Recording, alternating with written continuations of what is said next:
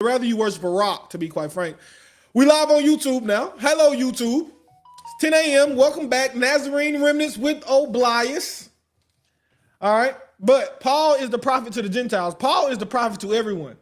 The Holy Spirit said, separate Paul for the mission that I have for him to the Jews and the Gentiles. He will be my messenger to the Jews and the Gentiles and to kings and princes.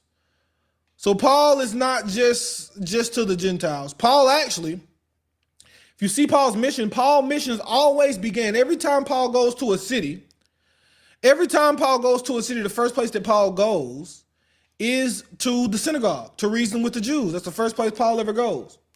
Paul always goes to the synagogue to reason with the Jews. Once he gets done reasoning with the Jews, he goes to the city center and he reasons with everyone. All right, now he does go to the Gentiles quite a lot. He magnifies himself in the office that he is the apostle to the Gentiles, no doubt. That doesn't mean he didn't teach the Jews. Of course he teaches the Jews. Come up and prove it, Mr. Hammer. You're here. Hit the request button. Feel free to come up. If you're on YouTube, hold on, sorry. If you're on YouTube, I'm going to drop the link. I'm going to drop the link so you can come up on YouTube. Give me 1 second. I'm going to drop the link. So if you want to come up over here, I only got one person here right now. Hopefully it'll go up. We'll drop the link so you can get up on there. All right. But hit the request button. Feel free to come up. Tell me why exactly do you think Muhammad is more moral than Paul? Or do you even think Muhammad is more moral than Paul? Who is more moral, Paul or Muhammad? The prophet, so-called prophet Muhammad, or the apostle Paul of Jesus Christ? My 10-year-old brother, I'm 1,000% sure that's true. If a 10-year-old is less moral than Muhammad, that 10-year-old's had a hard life. It's hard to find a person who is less moral than Muhammad, to be completely honest with you. It's very difficult.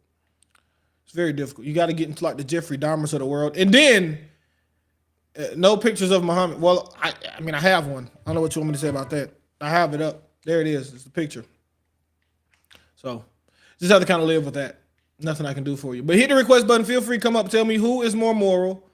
Who is the most praised man in history? Who is the greatest man in history?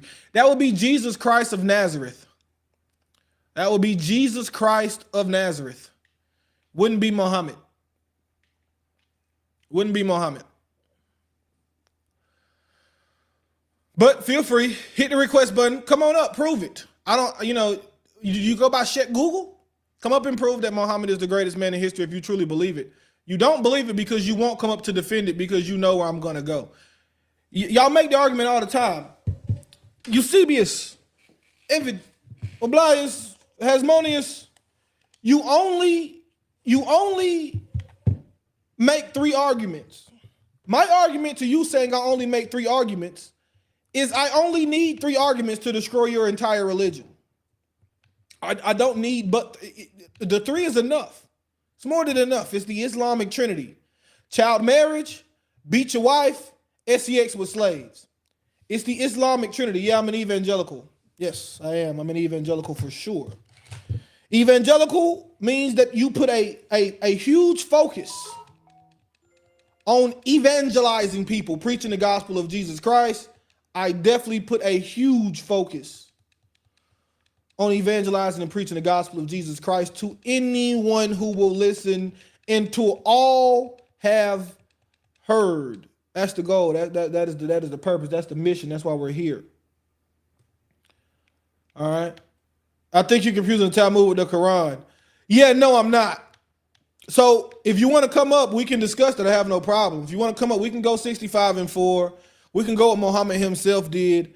I mean, we can go through the Quran and through the Sunnah.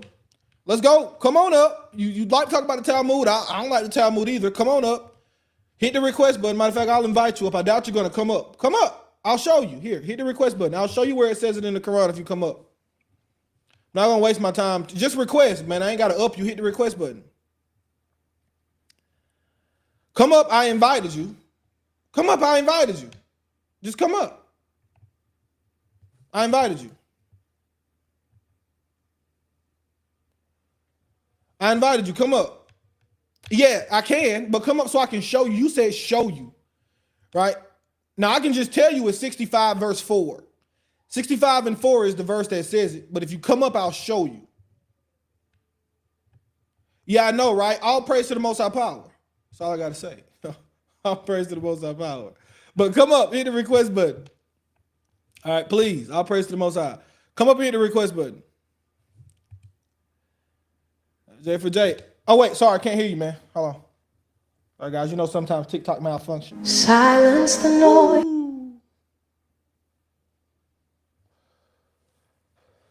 More moral than Muhammad. You say what now? Are you kidding me?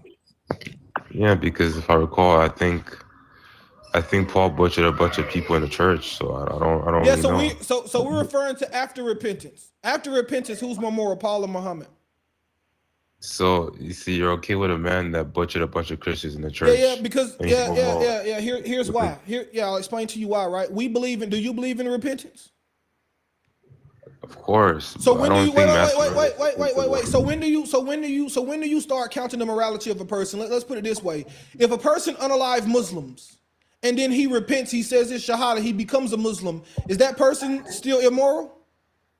You know he should be put to death, but if he makes tawbah, then Allah might It's a case where your prophet himself didn't put him to death. He let him take his shahada. You don't remember this? The man who went to war against the Muslims and then he said his shahada and he was spared. You don't remember this? You don't know this story? Sure, give it to me, bro. I think you're referring to Umar. Yeah, we'll find it, but you don't know the story. I need to go find it for you. Because I'm still learning about the Sirah, but if you can showcase that, then that's not an issue. Yeah, I'll get it in a second. But I really don't even want to go there. The point is, right? We're referring to Paul after his repentance. Who's a more moral teacher, Paul or Muhammad? Whose teachings, according to their religion, are more moral, Paul or Muhammad? Muhammad. Is it better to love your wife as you love your own body, or to beat your wife when she doesn't listen to you? I guess love your wife as you love your own body. So but Paul is the one that said to love your wife as your own body. Muhammad is the one that said beat her if she don't listen. That's not true. That's not really true, bro. Okay, let's go through it. Let's go through it. You want to go to it? Yeah, you're gonna go to 434, bro. Exactly. Let's go to 434. Let's see what it says. Okay, go ahead. Perfect. Go ahead. Perfect. Just before you read this verse, I could already tell it's going to be a problem with language. You don't understand the audience. That's fine. I tell you what I do when I don't understand is we go to the what? What do you go to when you can't understand? When you don't understand the verse, where do you go? It's an show since you're smart. Yeah, there you go. I'm gonna go. So wait, am I wrong if I say if you don't? Whoa, hold on. You said I'm gonna say. Am I wrong if I say go to the tafsir when you don't understand? No, you're not wrong. Yeah, okay. Cool. So that's what we'll do then. So we ain't got to don't act like I'm letting two of y'all talk, but y'all got to take turns. Y'all can't talk at the same time. Or do you want me to meet your brother up there? No, I was up here first, so you're gonna have to tell him to come back later. I'm not gonna lie. Okay, fair enough. I'm sorry, brother, but I just want to speak to him just for a minute. Oh, good, go ahead. All right, here we go. We're gonna read it. Men are caretakers of women, since Allah has made some of them excel the others, and because of the wealth they have spent, so the righteous women are obedient and guard the property and honor their husbands in their absence, with the protection given them by Allah. As for women of whom you fear rebellion, convince them, lead them apart in beds, and beat them if they do not obey you. Do not seek a way against them. Surely Allah the highest, the greatest. Okay, so if you want to go to any context, you can go to the Mufassirun. Okay. The strike can be referring to, and you wouldn't be able to harm her in this case. This is just for a special case if she... Is there a specific tafsir that you would like, or would you like any of them?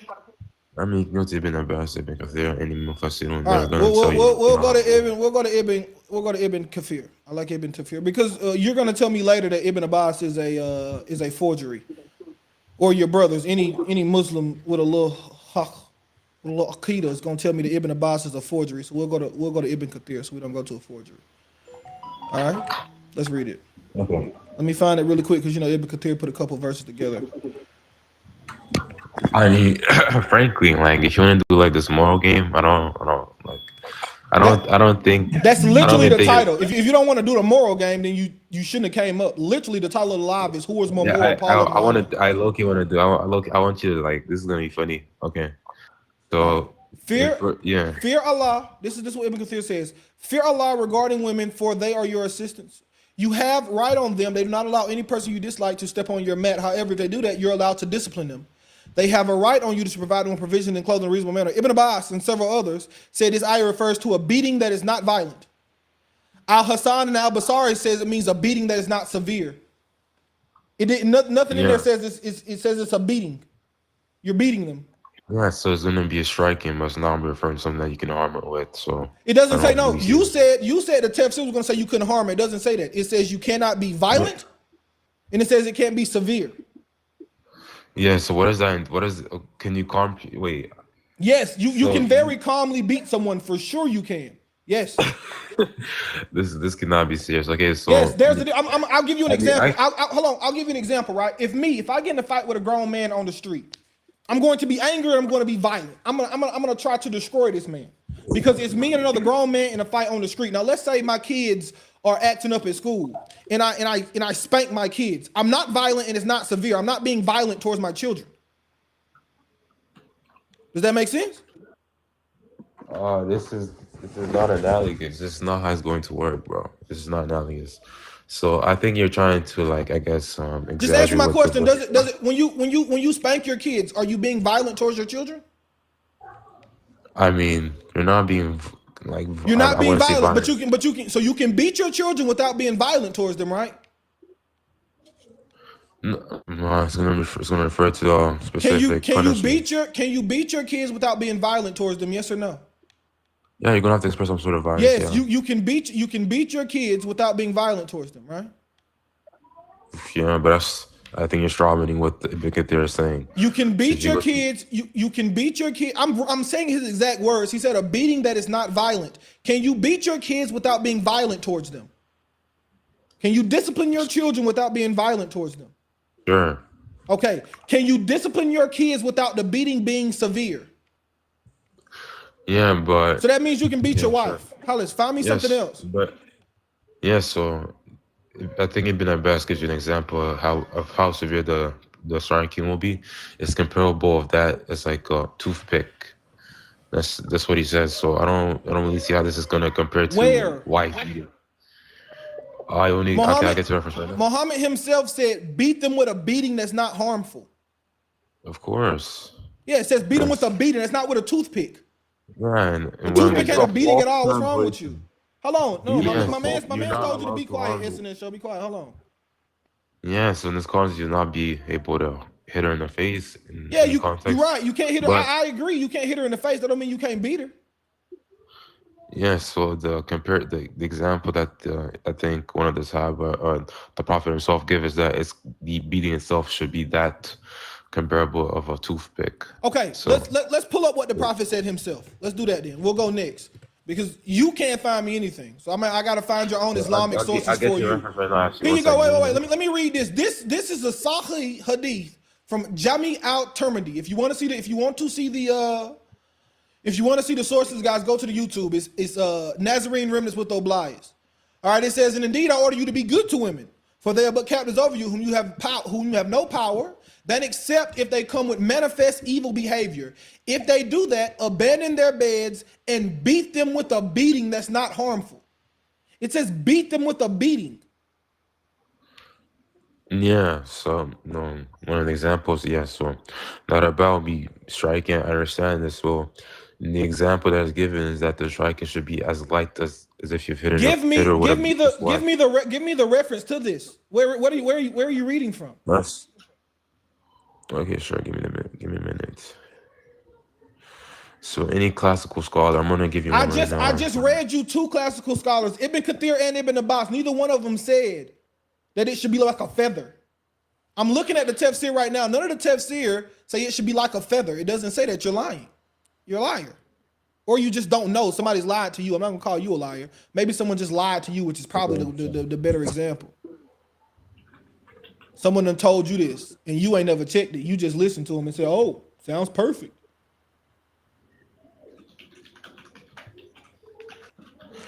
Okay, so sure. I'm just looking through one right now. Go ahead, look through it. Give me the name. Imam Malik says here in his book, and Imam Malik is an imam of the Maliki school of thought, which should be the madhab. It says here that the physical punishment should not be severe or emotionally harmful. I agree. It shouldn't be severe. I already read this. Where does it say something about a Yes. feather? Keep reading. Yeah, it cannot cause harm. Okay, great. So, and the reference that it says here is that, and yeah, according to Ibn Qudama, he says here that the hitting must not be hard. It is something to be with such light as such as a siwak or a hand carve. And it's one of his books written.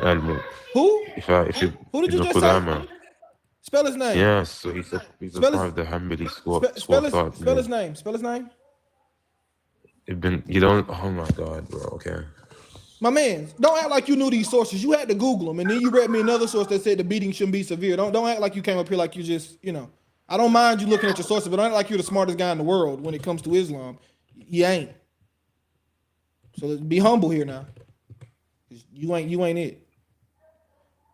Yo, my man, this guy is from 1223. Number one. Yes, and this is what he's referring to in this chapter. So, if you go to his book in chapter Al-Mughani, I find it. Hold on. We're gonna find it. We're gonna find it. Yeah, he's a 12th century scholar. He's a 12th century. He's a 12th century scholar. Yeah, and he's the one we. So what you're saying is that about 600 years after Muhammad, or at least 500 years after Muhammad, right? Are you slow? Who? Yes, so we're gonna account for the scholar. Yeah, because Dejma. Well, I'm not really No, slow. I'm Muhammad trying to do the math. Is it? It's about 500 years after Muhammad was out of this earth, right? So what are you trying to say? Well, I'm just asking if that's true. You're going to a scholar that's 500 years after Muhammad left, right? Yeah, because he's a learned scholar, so we'll take his position. I was just confirming that. And obviously he gets this take from the Sunnah itself in the Quran. You understand? And the people that he's learned from. So read what he said again. I just want you to read it again. Read what he said. The hitting. Yeah. So can you go to? Yeah, I'm gonna give you the reference right here.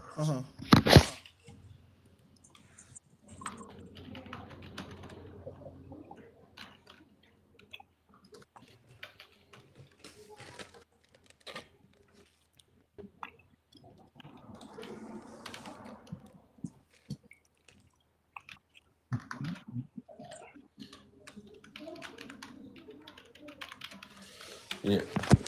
Yeah. So he says here, and I'm just looking for the chapter itself. 1 second.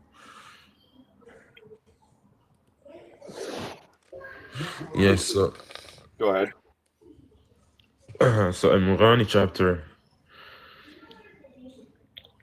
Yeah, yes, I think 66, page 309.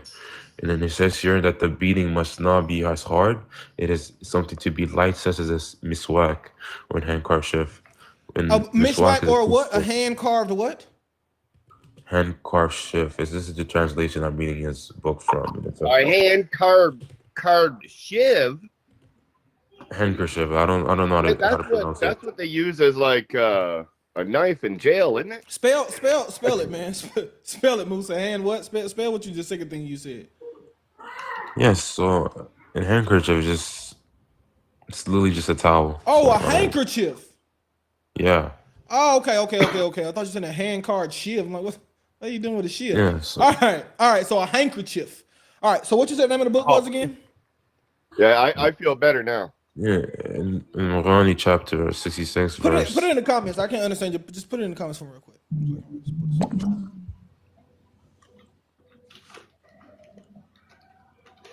Okay, I'm gonna. Yeah, right here. Wait, I'm looking, waiting for it. It'll come up in a second. Just type it in. 1 second, page chapter. It's written in Arabic. 1 second, I gotta translate the.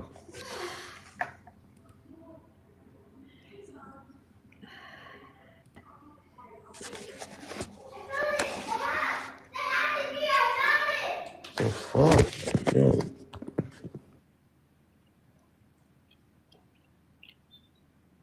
Hey, you don't have to worry about the children. I got like 1,000 children, or at least 5 anyway.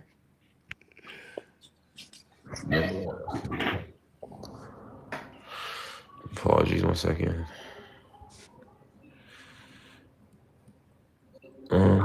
apologize for our kids, I wouldn't stop apologizing all day. Yeah. Okay. Chapter. What? It's like volume 3, and then you go to page 309. What's the name of the? You don't know what's the name of the book? Did you put it in the comments? It's like volume 3. What's the name of the book? Volume 3 is the name of a book. Like what's the name? Yeah. Of it? So I'm right there. Go ahead.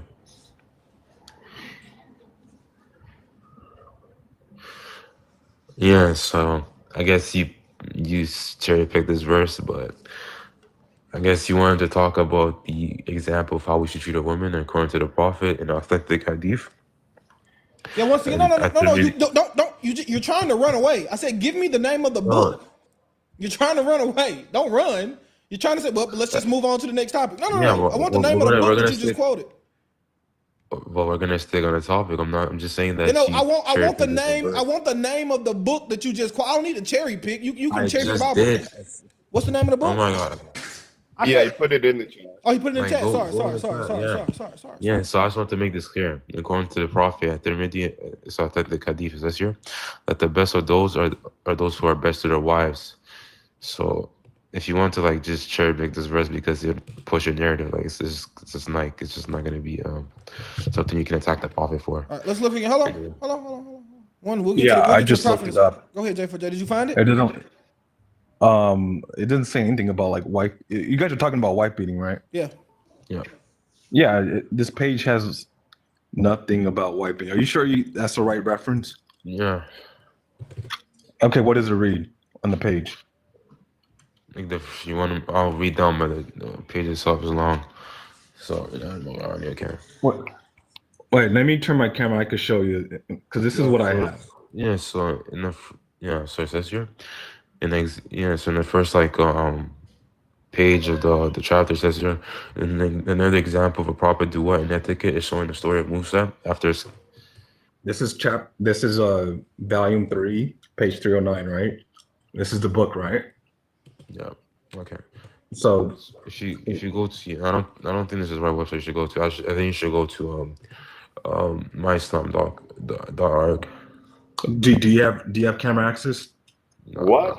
No. Instead of going to the actual book, you want to go to myislam.org? Where you're going to translate the book? He has the exact same book. The chapters let's just go through the book and let's see if this person on the My Islam site is honest about what's in the book.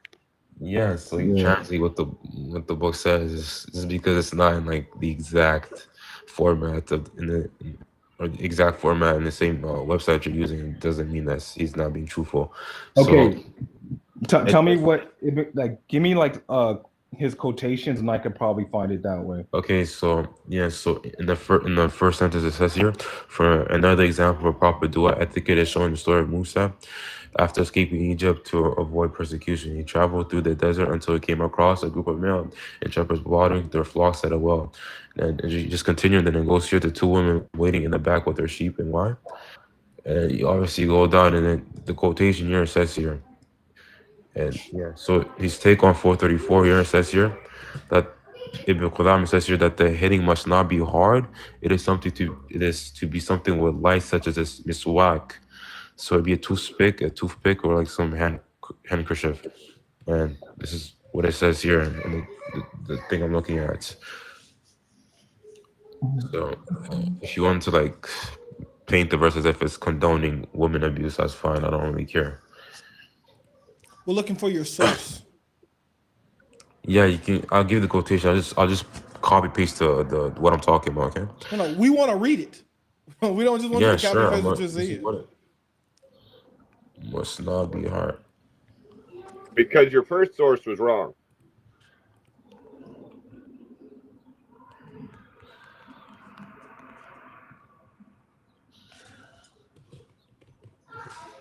The source you literally give us, that J4J just pulled up, is literally wrong.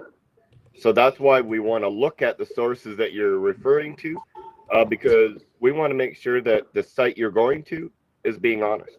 Yeah, this is not even like this. Okay.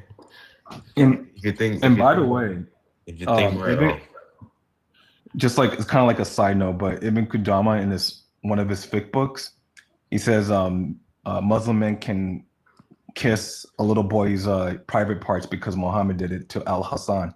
Oh my God, that's not. I'm just throwing it out there. I'm just throwing it out there. You know. Yeah, no red herrings, please. This is not like relevant to the topic.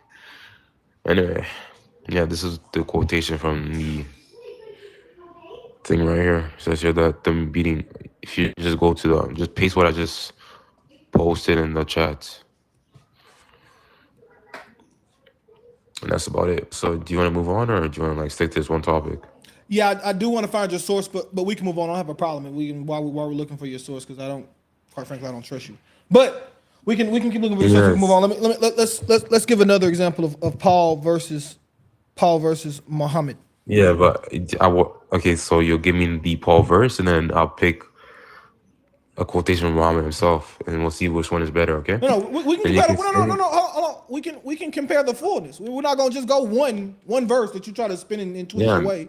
We can go for the fullness. No problem. You can pick another Muhammad. You can bring multiple Muhammad verses, but you're the one trying to cherry pick. You want to bring one verse. You want to bring one. Sure. Okay. All right, yeah. Let's start here. Let's go. Let's be fair. Okay. Fine. Let's be fair. Okay. So you're gonna give something that's good about Paul and what he said, and you can see something that you don't think. My man's Musa. I appreciate you coming up. I don't really need you to tell me how to format my panel. Okay. So we're gonna ask the question. Great. You can answer. If you don't like what we have on the panel, you're welcome. I'm going to grant you the criticism. That's fine. You're welcome to go somewhere else. That makes sense? Yeah, okay, fine. Right, you're fine to... No problem. Okay. So let's stick there. Go ahead. All right. So, next question. What do you think is better? To wait until a woman is hyperchemos to marry her, or to marry her when she's prepubescent? Mount her when she's prepubescent. So are you referring to chapter 65 verse 4? 65:4, and Muhammad himself, but we can do 65:4. Yeah, we can start there. All right, so if you go to any fiqh book, if she's able to bear intercourse and she's on her mind, then yeah, she's halal to you. This is how it is. Do you think it's a better example to mount a 9-year-old or to wait until she's fully a woman? Yeah, if she just has the criteria mirrors, then yeah. The criteria marriage you just named is she's able to withstand penetration, right? And what else? And she's sound of mind, so she can consent to the marriage. Sound of mind. So as long as she's not crazy, and she can bear. So once again, let's say an 11-year-old today can bear penetration, and she's not crazy. Do you think it's okay to mount her? I mean, if she meets the criteria, I don't see like the moral objection. I'm asking. So I'm just I don't see the moral. So you're saying you're fine with that? If 11-year-old today she's sound of mind, she can say sure. Right, so she can say sure to candy, sure to going to the park, and she can physically withstand. How long? And she can physically withstand penetration. You find no issue with this? I mean, look, if she meets the criteria, but I just think that's unlikely. No, is that what other criteria is there? You just named me 2 criteria she meets, and what's the other criteria? Yeah, but that's not depend on the age. It's depend on the female herself. Okay, give me you said criteria. Give me the criteria. What's the criteria again? Yeah, so if she can withstand intercourse or bearing the responsibilities of a woman. Okay, hold on. Okay, let's not. What is the responsibilities of a woman? What does that add up to? That she can provide for her husband and she can have intercourse with him. She can provide for her husband in what way? She can clean, she can cook, she can do the etc. She can clean and cook. Okay, she can clean and cook, and she can bear penetration. Yeah, that's the standard. Wait, Musa, you're lying, bro. It's okay. That's like 12. A 12-year-old can clean, cook, and probably not die when you penetrate her. That's a 12-year-old. This is. I mean, look. I don't think someone that's within like school. He's actually almost accurate here, because it's not the age of the girl that Islam looks for. It's the size of the girl. So if the girl is a little chubbier, and is able to withstand what's going to happen to her, then she is okay to be married. But if she isn't, and it's going to hurt her, if she's not that little pudgy girl, right, then she's not allowed to. But what he did say is that she has to give her permission. That is wrong, and he knows it. Because a virgin that is still prepubescent can have her father or her guardian give her over into marriage instead of her actually saying it as well. And also in Islam, he would know that if a child does not say anything, it's consent. So silence is also consent. Yeah, this is 1 second. Apologies.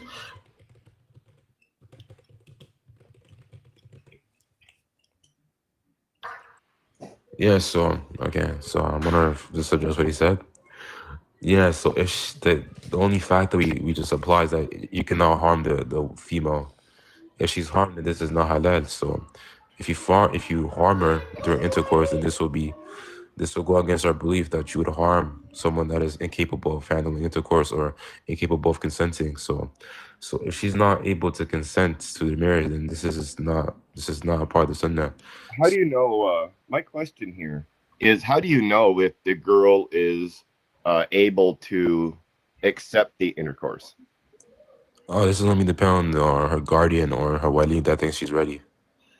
So if her dad thinks that she's going to be able to withstand it, and she's 10 or 11 years old, he could marry her off then, correct? Technically, yeah, but she'd have to consent to it. Not if the father marries her off. Nah, yeah, because we have an authentic chain that says that you cannot force. Like an example, I think was a part of the Sira I read that a father wanted to marry off his daughter, but she didn't want to be married. And the Prophet said no, she must give her permission. So it's not going to be what you want. Okay, so I'm just going to warn you that all four schools of your thought disagree with what you're saying when it comes to the fiqh. When it comes to Sharia, all four schools of your thought disagree with you. Okay, sure. I mean, I can pull a quote from Ibn Taymiyyah. You can pull quotes wherever you want. How about you go to the Sharia and you read in there what it says? Yeah, I don't think you've read the fiqh, so I'll be honest with you. So, which madhab do you want to go to? Go ahead, pick one up. Well, which madhab would you want to go to? I mean, we can go to any madhab. Go pick one up, and I'll give my refutation. Go ahead. All four of them say that the father can give away his daughter into marriage. I can serve the complete opposite. That's not an issue. Just pick reference. Which scholar? Go ahead. I just said all four say that. Yeah, so a scholar can have an opinion, and it doesn't mean that's an ijma. So if all four schools of thought say that a father can marry off his daughter without her consent, you still say that that's not applicable in Islam? Islam, I think you're referring to the nikah. So you cannot. This is not gonna be like, if you're referring to the consummation in itself, then this is not what you're talking about. You're referring to the contract. Yes, the father can promise his daughter before she's even born or a toddler to marriage, and this is because she cannot consent at that age. But when it's time for her to choose, or whether it's time to consummate the marriage, then she has to consent to it, and she has to be the one to choose her husband. But if the father thinks that the husband that she chooses is not compatible to her, then yeah, he's allowed to not allow her to be married to this man. But no, wait, hold on. But according to your scholars, if she reaches puberty, she has no choice in annulling. One second.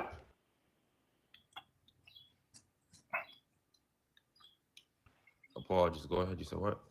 Yeah. So, like, according to your scholars, like Al-Nawawi, he says that the Muslims agreed unanimously on the permissibility of marrying his young virgin daughter, based on the hadith that Muhammad married Aisha. And it reads here, if she reaches puberty, she has no choice in annulling the marriage. And this is according to Malik al-Shafi and the jurists of al-Hijaz. Okay. So do you find that problematic? What was the quotation again? Yeah, I could just turn my camera on and show it to you. Can you read Arabic, by the way? Well, a little bit, but I'm still learning Arabic. You don't know Allah's language? I'm still learning Arabic. I'm just learning the Fushat dialect. Okay. So this is Al-Nawawi. I'm just. Yeah. It's in his, I guess his fatwa. in volume 9, page 206.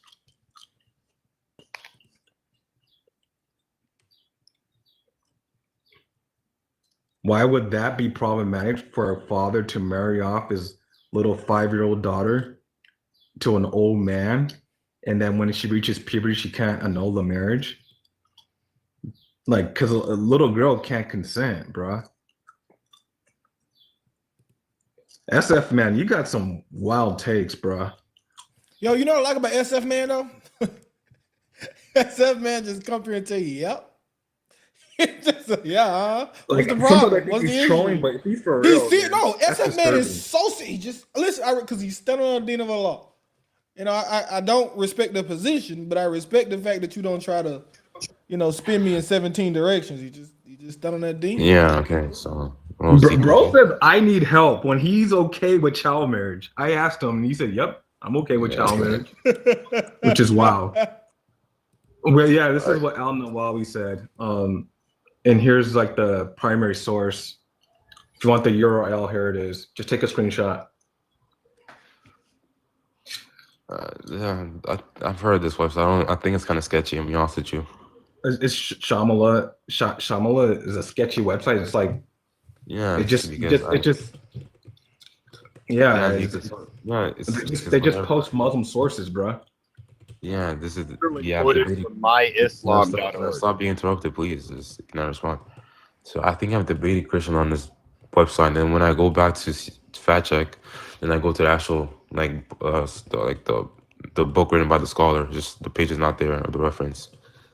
So can you just go to that? I gave you the reference. You could check it out for yourself. But it reads here: the Muslims agreed unanimously on the permissibility of marrying his young virgin daughter based on the Hadith. If she reaches puberty, she has no choice in annulling it, according to Malik al-Shafi and Jerusalem al-Jahaz. And you mentioned Ibn Qudama, right? According to Ibn Qudama, this is what he said. If a man marries his virgin daughter and places her in a suitable marriage, then marriage is valid, even if she dislikes it.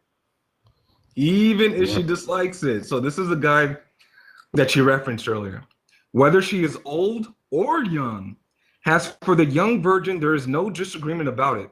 Then he quotes Ibn al-Madur. He said, all the scholars from whom we have preserved have agreed that a father's marriage to his young virgin daughter is permissible if he marries her to a suitable man, and it is permissible for him to marry her even if she dislikes it and refuses. Do you agree with? Thank you so much for justifying what I just said that is in his Islamic fiqh. All right, are you done? So do you agree with Ibn Qudama that if a father like marries off his virgin daughter to an old man, that even if she doesn't want to do it, that she should still be forced? Are you okay with that? All right, so I'm gonna address this. If the father finds that the man is compatible with his daughter, and she thinks this is the best decision for her, then I think the decision will be prioritized, but in particular circumstance that the woman can deny this marriage, she really wants to. This can be supported in his book, and I think she actually went to one of the scholars I was actually about to pull up, and if you want to go to Ibn Qudama, his opinion on the concession of the woman, you can go to him. I'm gonna find the reference real quick, and then we can address this. Yeah, this is wild, man. What a religion. What a crazy religion. Did you just say you're going to get the same scholar who said a totally different thing than what he just said here? Yeah. So he's gonna contradict himself? No, this is not about contradiction. He can have an opinion, and he can have, because substantially, that's not the issue. Okay, even she does have an opinion, right? The father can still force the daughter into a marriage. Yes, so there's gonna be circumstance where she can deny it. Like, this is not an issue. So if you want to go to jurisprudence, you can go to the validation of marriage. But it says and refuses, so like she can't like veto it. Like, nope, I don't want to do this. Yeah. So obviously the decision on the father will be prioritized because he knows what's best for his daughter. So are all fathers good fathers? No, I'm saying that's immediately a bad father. So if your daughter says, "Hey, pops, I'm 12. You trying to see me with this 60-year-old dude. I don't want to go. And he say, nah, shawty, you going. That's immediately a bad father. There's no way in which this is a good dad. Exactly. This ain't like and making, we know this ain't like making your kid go to school when it's sick or something. Like, it ain't like, yes, baby, you still need to go to school. You just got a little cold, but you got your CRCC today. You still need to go to school. That ain't this. That's, hey, daddy, this 50-year-old dude trying to mount me. I don't want to do it. Well, hey, get on in there, shawty. Because there's some abusive dads out there. Like, some what? very evil dads out there. Yes. I'm just. But Islamically, this is permissible. Yes. And you think this is a beautiful religion? As a man said, shawty ain't got no choice, bro. Precisely. Yeah. Yeah. So yeah. Wow. I just found. Yeah. So I found the exact page I was looking for. So if you go to Al-Mughani, volume 7, chapter, page 424, the marriage he says here in quotation. I'll pull it up right here. Yes. He said, wait, I'll look it up. He said volume what? Volume 4, page 44. Yeah, we know volume 4. Accurate. Page so. What? 44. 44. Okay. Let's see if it shows up. It's a cold world. Yeah, that is cold. Man. That's cold. That's cold. Gosh. I don't know, man. Is this? Oh, actually, no. This is the wrong book. Sorry. Yeah, you have no idea, bro. Let me click on this. Maybe it'll take me there. Okay, so volume 4, page 44. I don't know why you continue to stay in this religion, bro. This is some wild stuff. Because marriage is applicable. I don't like if this is your like argument against Islam. I just don't think you find the Bible applicable then. Okay, so this is it. So, and this is volume 4, page 44. Let me see if I can find anything about marriage. The bishop. Okay. Hey, salam alaikum, Paul Bishop. Salam alaikum. God bless you all. I don't see anything about marriage here. I mean, is this the right one? I don't get it. Yeah. Volume 4, page 44. Yeah, can you go to Y'all never get your sources right, man. Yeah, so I'm looking through it's called the page is called Islamic Islam.org. But you love Islam.org. You love Islam.org. Man, I think you should just turn your camera on and just show it to us. Did your best friend make it or something? No, this is the quotation of his book in Al-Mughani, and this is in volume 7. I mean, okay, but what about this though? You're okay with the father forcing his little third grader to marry some old man because you trust that this father's a good father, right? And you don't have a problem with that. And even if she dislikes it, she doesn't want to be with this old man, right? She's like, no, I want to play with my Barbies. No, I want to watch Dora Explorer. No, I want to play on the swings. I don't want to marry some old man. And the father's like, nope, too bad. According to Ibn Qudama, right, that the father has that right. This is Islamically permissible, and you're okay with that. Yeah, so the example. Like what? This is wild, man. I can't talk. I'm not even, babe. Just you're trying to make it as if this is going to be.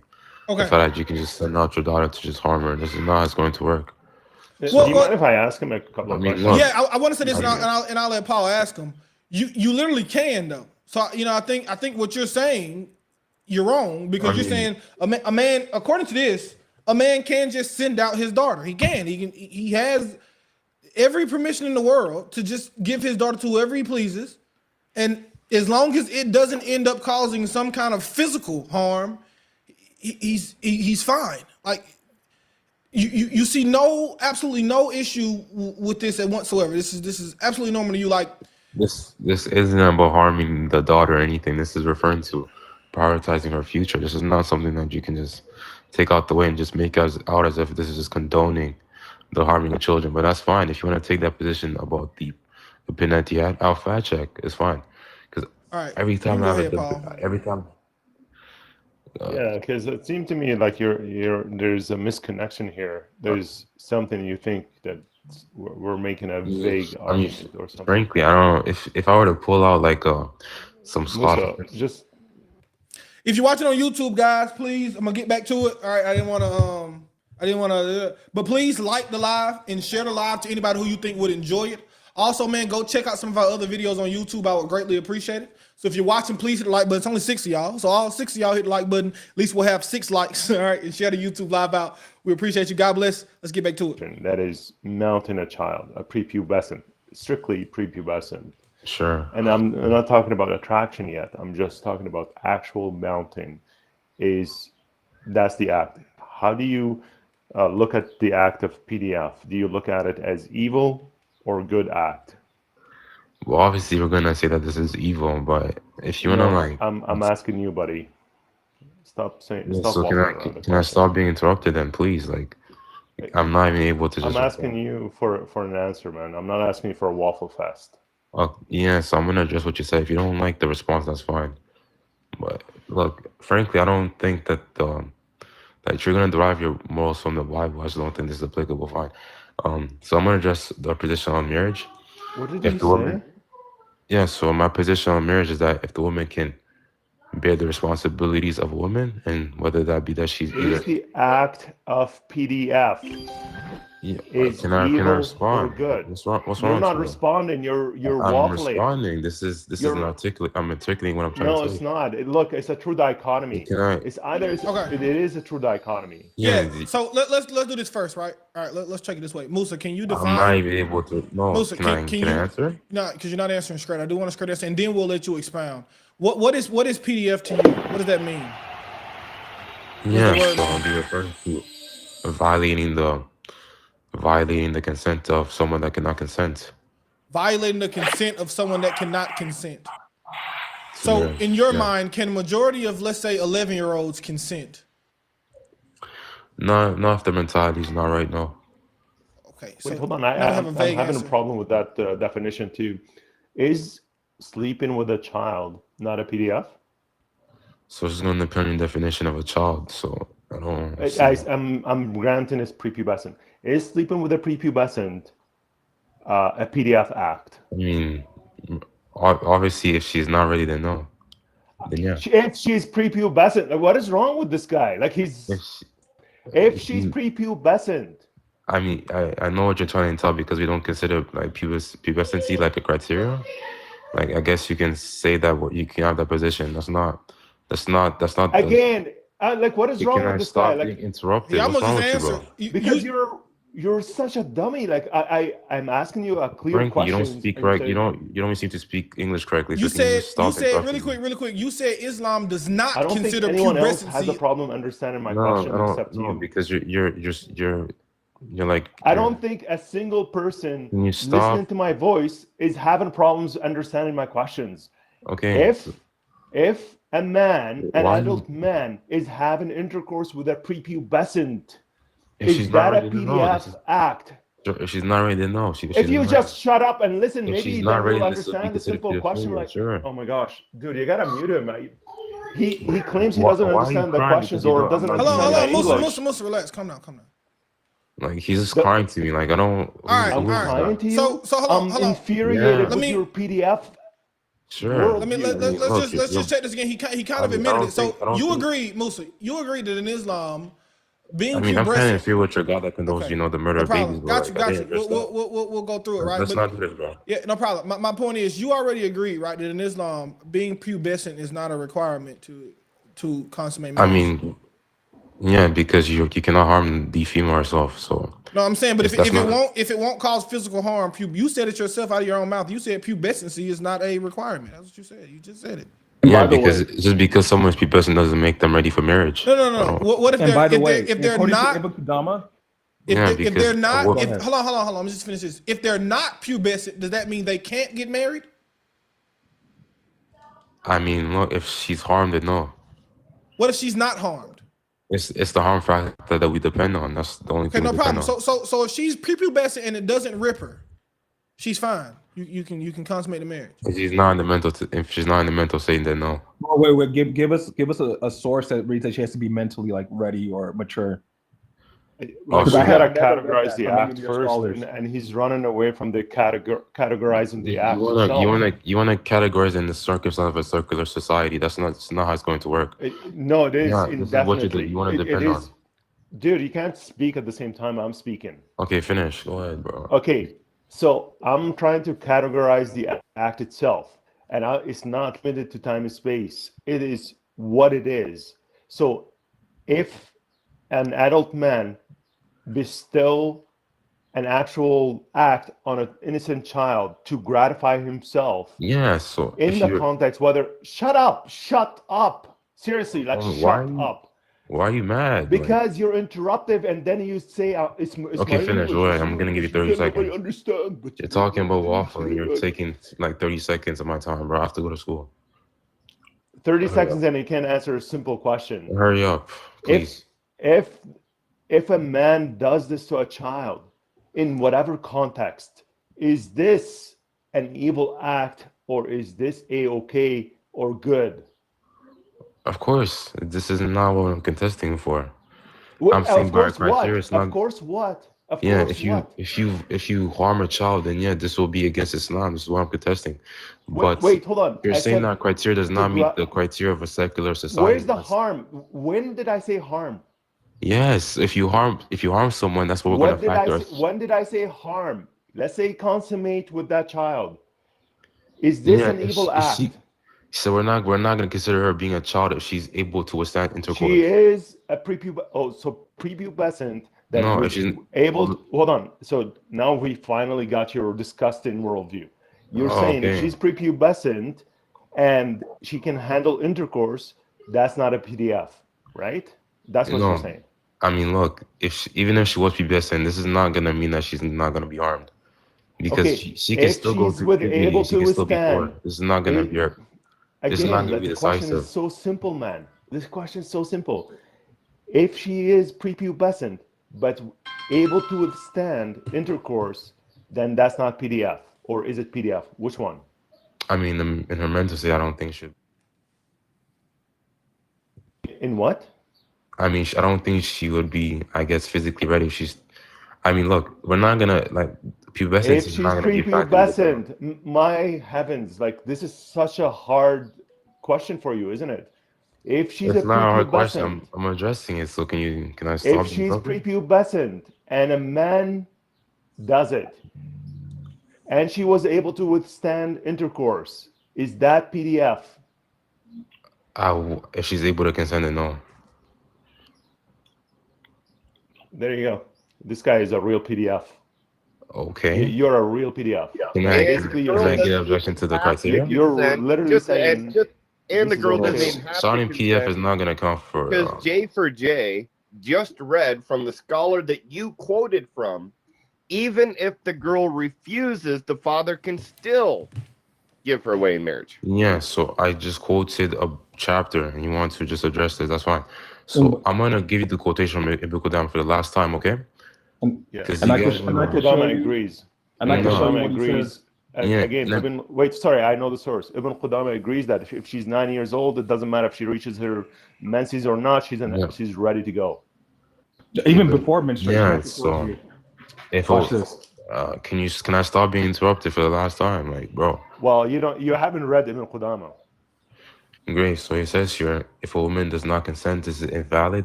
The consent of an adult woman must be sought, and if she refuses, the marriage cannot proceed.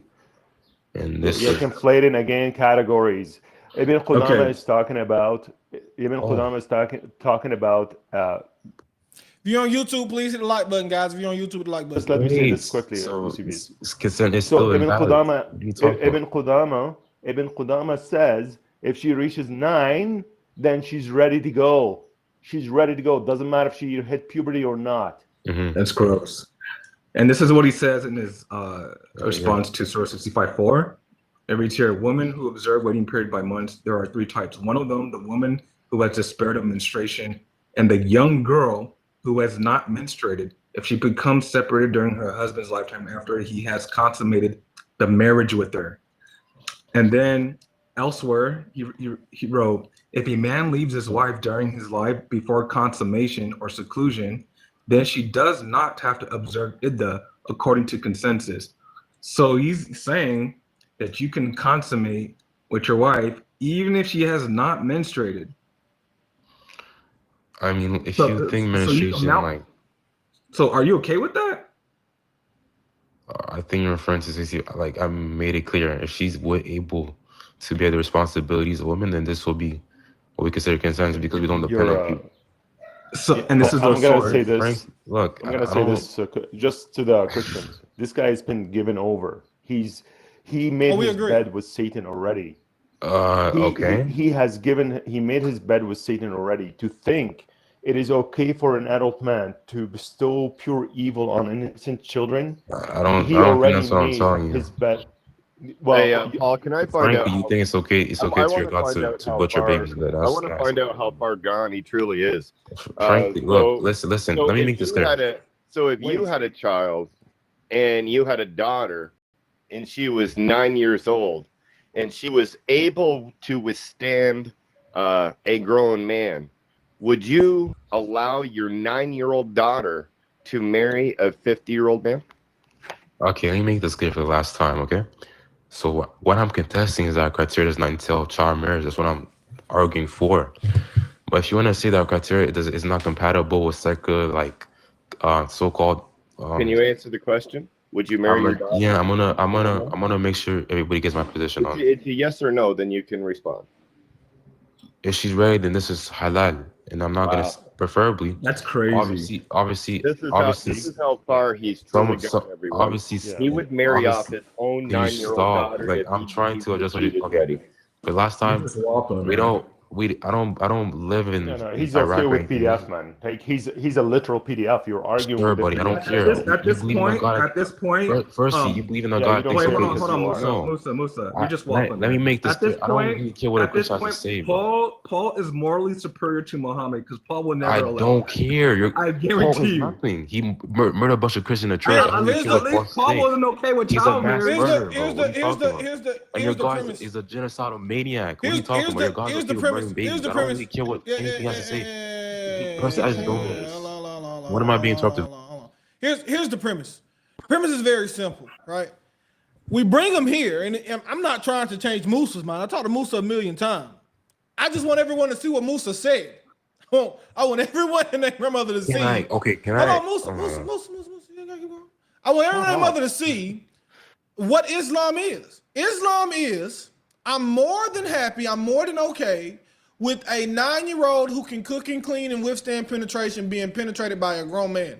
So as soon as your daughters, all of you people, you get the objection? Yeah, that's the objection, man. I don't need another one. That is it. Matter of fact, we're good now. That is the objection is that you say as soon as a little girl can cook, clean, and it won't rip her from end to end, she's more than ready. She is more than ready to be penetrated by a grown man. That is the objection. That right there is the objection. That just because a little girl can run the vacuum cleaner, mop, wash dishes, she can cook you a grilled cheese, and she won't be ripped in the end, doesn't mean that she should be penetrated. That is literally the objection. It's no other one. We don't need another. That is it. That is the objection. So theoretically, if a girl is like 6 years old, and the father marries her off and whatnot, the husband can consummate the marriage with her. Grace, can I stop being interrupted? Wait, hold on. The husband can consummate the marriage with her if he has a little micro pee-pee, because it won't harm her, right? And you'll be okay with that, right? Oh my God! For the last time, I'm not. I'm yes, saying, you did. Yes, you did. My boy, can I? For the last, I'm gonna make it. You concede it. I can see that if she's harmed, then yeah, she's gonna be considered a child. That's not. If she's not harmed, we're granting you all the conditions. Great. So can I get the objection then? But for the last, I'm not saying that we depend on. Watch your head, man. You keep saying, "Let me get the objection." Like he keeps saying, that is the objection. I just want to address one thing, please. He keeps saying that, in the Old Testament, they were unalive. Donkey. In your Quran too, they were flooded and drowned. You know how long it takes for someone to actually drown? Anywhere between 2 to 5 minutes. And babies actually take longer.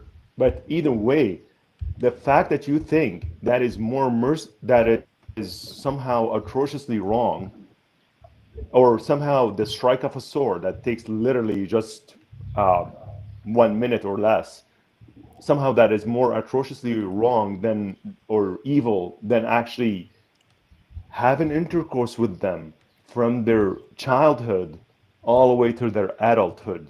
Somehow you think that is raping them day in and day out, that is somehow better. Like somehow that is better in the Muslim mind. Okay, we can't analyze them by the sword, but you know what we can do? We can mount them. That is better. That is way better. We can just use them as sex toys for their lifetime. Yeah. Can I say something right? Yeah, real quick. I just want to get this real. Someone asked a good question on YouTube. They said, how would you test to see if she isn't going to be harmed in the first place? They got two different ways in Islam. One is called dying. One they just kind of keep trying until eventually it goes in. So they're still like, I don't want to say the word, but it starts with an M, the little girl, without fully on graping her. The second way is you just do it. And if you rip her, the jurisprudence is, okay, she's not separated. Like, you still have to marry her. She's still your wife. She can't leave you. But you do got to pay her a little money if you happen to rip her in the end. So that's how they test. You guys are Christian, They just try it. Yeah, we're Christian. Yeah, let me say this something very quick before you. It's real quick. So I wanted to, God bless all you guys on the panel. First of all, I wanted to say, I wanted to point out how our U.S. government has better morals than what is being taught here. We in the U.S. send people to prison for this for a long time. What's the minimum age of marriage in California? Yeah, it's not one. I don't. Is this California our God? You just said the United States, right? It's not six. I can tell you that. Is the United States? What's the minimum age? Is the United States?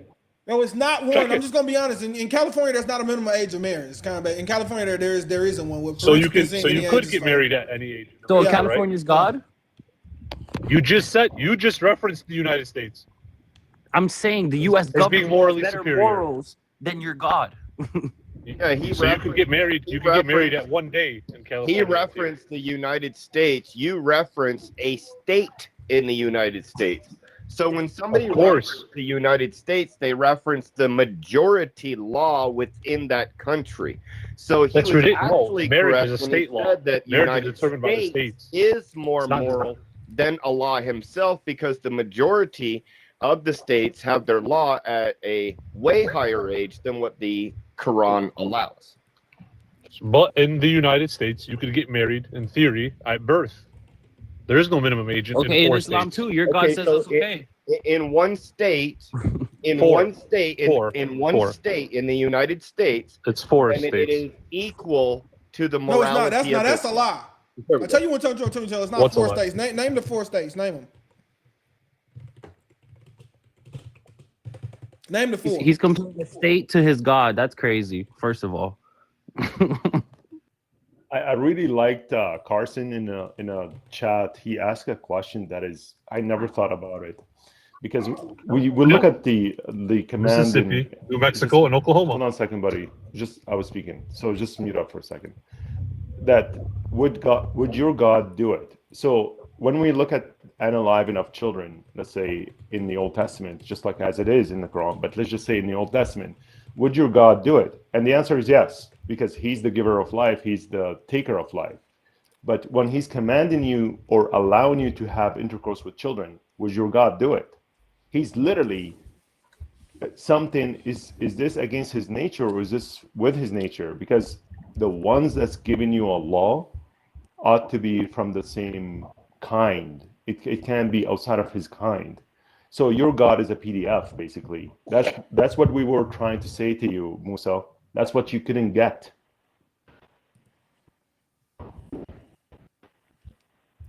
Do you try to follow like the teachings of Jesus, I'm assuming, and live your life like him? One. Let's get back to the topic. Who is more moral, Paul or Muhammad? Mr. Papa. What is it? Who is more moral, Paul or Muhammad? Oh, I could answer that. I just think it's very interesting that a bunch of people claim to be Christian keep yelling, "Shut up!" It's a very interesting approach. Who is more moral, Paul or Muhammad? Well, let's talk about your. All right, watch your head. Watch your head, top, bro. Appreciate you. We got some low ceilings in here today, brother. We got some low ceilings today. That's it, man. Mojo, how you doing, sister? You want something? Good. I was going to say, of course, Paul was more moral after he turned to Christ. Of course. However, one of the things that I find that is, between Islam and Christianity is that, in our Bible, Jesus did not share his ability to judge with anybody. So any of the prophets that we would, follow the law of God, like even Moses, was kept from going into the promised land. Our prophets are considered fallible, right? They're considered to have fault at times. They're not God. So we're not asked to ever follow the prophet himself. We're asked only to follow the laws and provision that God gave us, even if it's vengeance is mine. Whereas in the Quran places judgment in the hand of the Muslim, from what I can see, with verses like, don't take them as allies, hurt them wherever you find them, things like that, and following the prophet himself. We only follow Jesus, the Messiah. We do not follow a prophet in how they live their life, even if it was Paul, even if it was Peter, even if it was Moses. No matter what prophet it is, we're not asked to follow that prophet regardless of their morality. We're asked only to follow God. That's it. That's a fact. So that's a huge difference. So who was more moral? Clearly it was Paul, because he didn't do some of the unaliving and things that Muhammad did. But regardless, we're not asked to follow the prophet. That's very true. That's very true. Preach it, sister. Preach it. I love you guys. I love God all bless of you. Have a great You said blessed something day. that I We'll really stop like for a too, second, but have a beautiful day, you guys. You said something that I really like. Throughout the history of the prophets and throughout the biblical text, we see the prophets trying to minimize themselves and pointing upwards and say, well, don't follow me. Don't obey me. Obey God, basically, in a nutshell. And even the Gospels, they want to discredit themselves and not put their names on it, because the gospel of Jesus Christ, that's how they actually said it. But Muhammad comes along, has no clue about monotheism. Obey Allah, and obey me. And whoever doesn't obey me is not a real Muslim. Like stuff like this. And Muslims think this is okay, or this is not adding divinity to him. But for us, this is way the opposite of monotheism. All right. Sid, who's more moral, Paul or Muhammad? What make you think you can compare Paul to Muhammad? You want to just answer the question? Who's more, okay? You said, am I gonna let somebody challenge you? All right. So come up and just answer the question. Don't come up waffling. Who's more moral, Paul or Muhammad? What make you think? Okay. Last chance, man. Last chance. Okay. Who is Paul, sir? Who is more moral? Paul is nobody, bro. Paul is the apostle of Jesus Christ. Who is more moral, Paul or Jesus Christ? I mean, sorry. It was Jesus Christ. You got me saying Jesus Christ. Who is more moral, Paul or Muhammad? Muhammad, bro. All right. Do you think it's moral to have sex with a 9-year-old? What make you think 9-year-old to have sex with it's immoral? Wait, hold on, really quick. I just want to make sure. Paul teach you that? Hold on. Let's stay where we are. Let's stay where we are, right? So you think it's moral to have sex with a 9-year-old? What make you think it's immoral? Can you just answer a straight up question, bro? Do you think it's moral to have sex with a 9-year-old? At the time, yes. Not today. Okay, not today. So Muhammad is the best example for some time, not all the time, right? Okay, can you give us the age of marriage that applies any time, any place? Just answer my question. You think Muhammad? What? Can you answer mine too? Yeah, no, not right now. You think Muhammad? I got a phone call. You think Muhammad is the best example? I can't hear you, bro. I got you. I'm back now. You think Muhammad is the best example for some of the time, not all of the time, right? Okay, brother. You're raining me with questions. Yes, I've already answered 3. Can you answer 1? No, we're gonna answer another one, right? Because we got to set That's a how premise. we can have conversation. Yeah, we're gonna set a premise for a conversation, then we can have a conversation. Now back to it. Yeah, you think Muhammad? It's not fair, though, is it? That's fine. It doesn't have to be. It doesn't have to be fair. You can rain think, 100 questions. Okay, my man. I got another one in the box now. You want to go down? Yeah, even Jesus was answering question with a question in it. Do you want to go down or do you want to answer the question? It's your It's up choice. to you, bro. Okay, I've perfect. already answered 3. Go on. Now to He get back said, to have a good day. 3, guys. 3. Now let's get Go back on. to it. You think Muhammad is the best example for some time, not all of the time, right?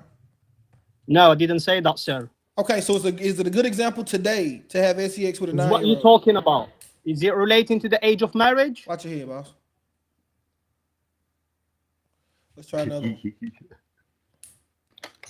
I could have warned you about Sid, but I wanted to laugh while you were talking to him. Nev, what up, man? How you doing? What up, man? How are you, bro? Pretty good. You a Muslim? Yeah, of course, but you want to talk about morals, so what is your moral framework? I just want to answer the question. Who is more moral, Paul or Muhammad? In your moral framework, I don't care. What is your moral framework? I don't care. In your moral framework, who is more moral? What do you mean I don't care? In your moral framework, I'm giving it yours. Whatever yours is. Whatever your What moral is the moral framework we are comparing them to? Okay, watch your head, boss. Yeah, that's what I I thought. don't understand the question. I'll give you in your moral framework, who's more moral? Just yours. Whatever you think it is, just yours. Does anybody want to come up who could actually answer the question? Right? And here's why they don't want to. Because they know you get caught. Once again, you say I only talk to 2, only go about 3 points. I only need 3. Because you won't even answer the question because you know what's going to happen. If you say Muhammad is moral, you know you're going to get caught up being immoral. It's impossible for you to go any other way. It's impossible. It's no other way. You want to try again? I'll let you try again. It's no other way. You're stuck. You're cooked. That's why you want to answer the question. Who is more moral, Paul or Muhammad? I'll answer, but give me what is the moral framework? Yours. Your moral framework. What do you mean mine, bro? Yours. You cannot take a moral from someone. There's too many different morals. Are you okay, bro? You're 30, bro. Last chance. I'm gonna give you one last chance, okay? Who is more moral, according to you? Just according to your opinion. In your opinion, who is more moral, Paul or Muhammad? We cannot compare on opinions. You need a moral framework. No, I don't. Are you okay? I'm asking about your. Okay, watch your head again, man. I got a question. Okay, that's not a debate, then. You don't know moral. This gentleman up here. Go ahead, What is your worldview? Are you a Muslim? Are you an atheist? Bro, we are debating on the morals. So I understand that. But then we can debate, bro. Before we debate on the moral standpoint, I need to know what your view is when it comes to God. Do you accept Islam, Christianity, Judaism? I already told you I'm Muslim, bro. That doesn't matter. You want to compare moral framework, bro. So you believe that there is a God that exists, correct? Of course. And do you believe that all morals are grounded in that God that does exist? What do you mean? Morals that we have, that we. Yeah, so you want to compare moral? So the moral framework is granted God. to So us. you want to compare on the moral Are framework granted based to on us God? God, of course, right? Okay, then it's the Bible and the Quran. Just a second. So it's monotheist Just a second. books, right? Slow down. So, what objective standard for morality do you appeal to? I personally appeal to the Quran. So you believe that the Quran is the objective moral standard when it comes to humanity, of course. Yeah. What about you? You think the Quran is or not? I'm just asking you a question. Yeah, and I'm asking you a question. Can you answer? Well, you normally don't ask a question to answer a question. I answered the question. I told you it's the Quran. Now I'm asking you, what is your moral framework? Again, we're going off of your moral framework because you're the one. No, because I'm not debating myself, bro. Are you okay? But I'm asking you the question, so you have to answer based on your moral compass, of course, right? Of course not. Then I can say everything is moral for me that Muhammad did, and Paul, nothing is moral. I can say that's not gonna work. So we need a moral framework, so we can have a formal debate. But are you okay? Yes, you can say that. Of course not. What? We need a moral framework for a debate, bro. Hey, do you see that right there? Do you see that? Do you see it? Watch it. Bro was tripping. All right, Brady, I don't think you're a Muslim. Could be wrong. No, I'm not. But that guy up there, I'm definitely not. For sure I'm not. But I wanted to make a statement from what that guy earlier said, where he said it was okay to be with a 9-year-old back then, but not now. But the Quran says in Surah 33:21 to follow all of Muhammad's examples. And his example was being with a 9-year-old. So if you follow all of his examples, and that's what the Quran says, how do you explain that? Very true, man. Boom. Very true. That's all I had to say. I want to hear you cook some more Muslims. I like listening. God bless, man. I appreciate you, brother. Yes, sir. Let's go again. I'm not letting you back up, man. I almost rather talk to Musa. Anybody else want to speak though? Because I don't want to talk to neither one of them, to be honest. Yeah, I don't want to talk to him either. Like, I figured, I think that line of questioning would show him that we wanted his moral view when it comes to answering a question, but that didn't even show him. I don't know. And he said, I don't think he knew what that meant. He said, I can just say everything Muhammad did was moral. Yeah, bro, that's what I want you to do. That's the entire point. God, I'm not necessarily here. Yeah, it's not real. It's not necessarily a debate, right? For Muslims who are true Muslims. I just like people to see what y'all think. Like with Musa earlier. Musa just told the whole world, anybody who's watching, that 10-year-old cook clean, wash everything. She ain't crazy. She can withstand penetration. Do what you want with her. Who cares? Even if her daddy forced her, I don't really care. She didn't want to do it. Her daddy said you're going to do it anyway, so what? That's fine with me too. That's the point. I'm not going to debate you on that. What's the debate? I can say it's wrong. I ain't debate. Exactly. I don't want to debate that. Exactly. I just want people to see what you think. I want the whole world, before they let Islam into their country, before they you tell them, you go on the side of the road and you say, we believe in Jesus too, be a Muslim. We believe in one God. See, and they point out some verse in the Bible that they pastor ain't never showed them. No disrespect, I'm just saying it's just most people. And then they end up converting to Islam. I want them to see what you really think before they decide to become a Muslim. I want to know before. I'm sorry, Eusebius. Do you mind bringing him up? And here's what you're going to do, Musa. All right. Define PDF within Islamic corpus. So you need to show me somewhere in Islam that's not modern day Islam, obviously. Define PDF and substantiate that definition from written material before the 19th century. This is an actual. Say that again. Sure. Sorry. You want me to define pedophilia according to Islam? Yes. So a female that cannot consent to marriage. Say that again. Yeah, a female that is not able to withstand intercourse or bear the responsibilities of women. Okay, show me that actual definition somewhere. You want me to find like Oxford Dictionary or something like that? Islamic. No, Islamically. Wow, dude, what is wrong with this guy? Oxford's not Islamic. Like, how much do you retain from the audible Islamic, words? but not yet. Hey, frankly, I want to. How much do you register? Please, how much do you register from audible words? Do I need to write them down and put them on my screen so you can read them? Or do you think that you can get a pen and paper and write every word I'm saying? It's up to you. Because I said Islamically, in the Islamic corpus, these are not Oxford. Unless you're saying Oxford Dictionary somehow is written by a Muslim, then that's a different story. But Islamically, can you define PDF?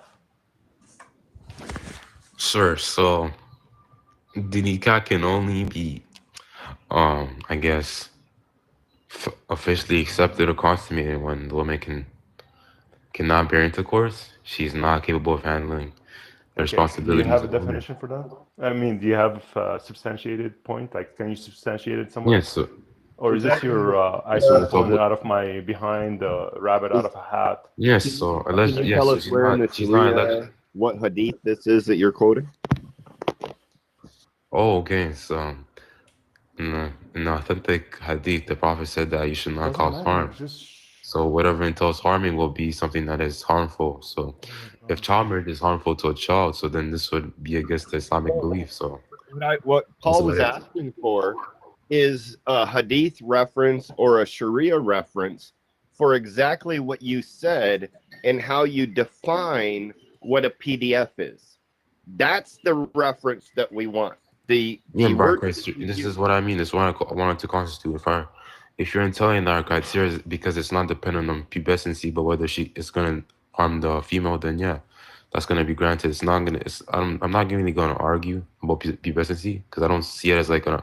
We didn't like argue that at all. What no, Paul because asked, someone can be pubescent at the age of 4. It doesn't mean that they're ready for intercourse. one second.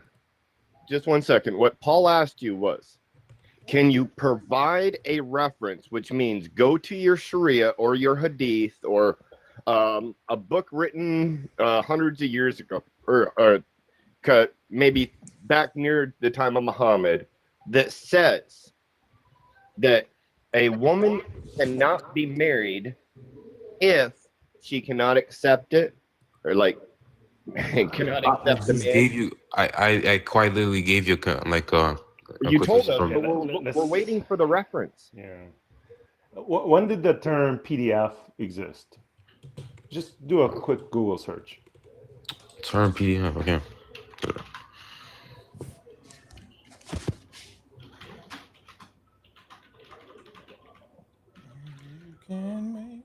The question is now that follows: did Islam adopt this terminology and applied it in their corpus? So I'm being extremely graceful here. I'm saying up to the 19th century. So that's like not even Well, a couple hundred years ago. Why would they use a term that did not exist? No, I'm telling you, they adopted it. So up to the 19th century. So go ahead, tell me what did you get? What year was PDF actually labeled? I don't even know where it says the dating of this term is. Like, I don't see. Yeah, it was hardly used by the 1945 in Wikipedia. Say that again? Yeah, so the term was used by 1945. No, used by the Romans a long time ago, buddy. Stop lying. Like, really. Okay, so how far does it date? Because I'm just looking at it Wikipedia. It's really like before Christ or around Christ time. Damn, okay. So how does because it's from the Greek words pedophilia, like the one that loves children. It's a Greek word. It says your philia, so it just means philia. Yeah, that basically means sex, love. And then no, it's the word here is used paidos, referring to child, and then it'll be philia, which would be referring to the, I guess the friendship or the friendly love. That's right. Yeah. Okay. And it initiated by the Romans because they had boys and they actually started doing that with boys.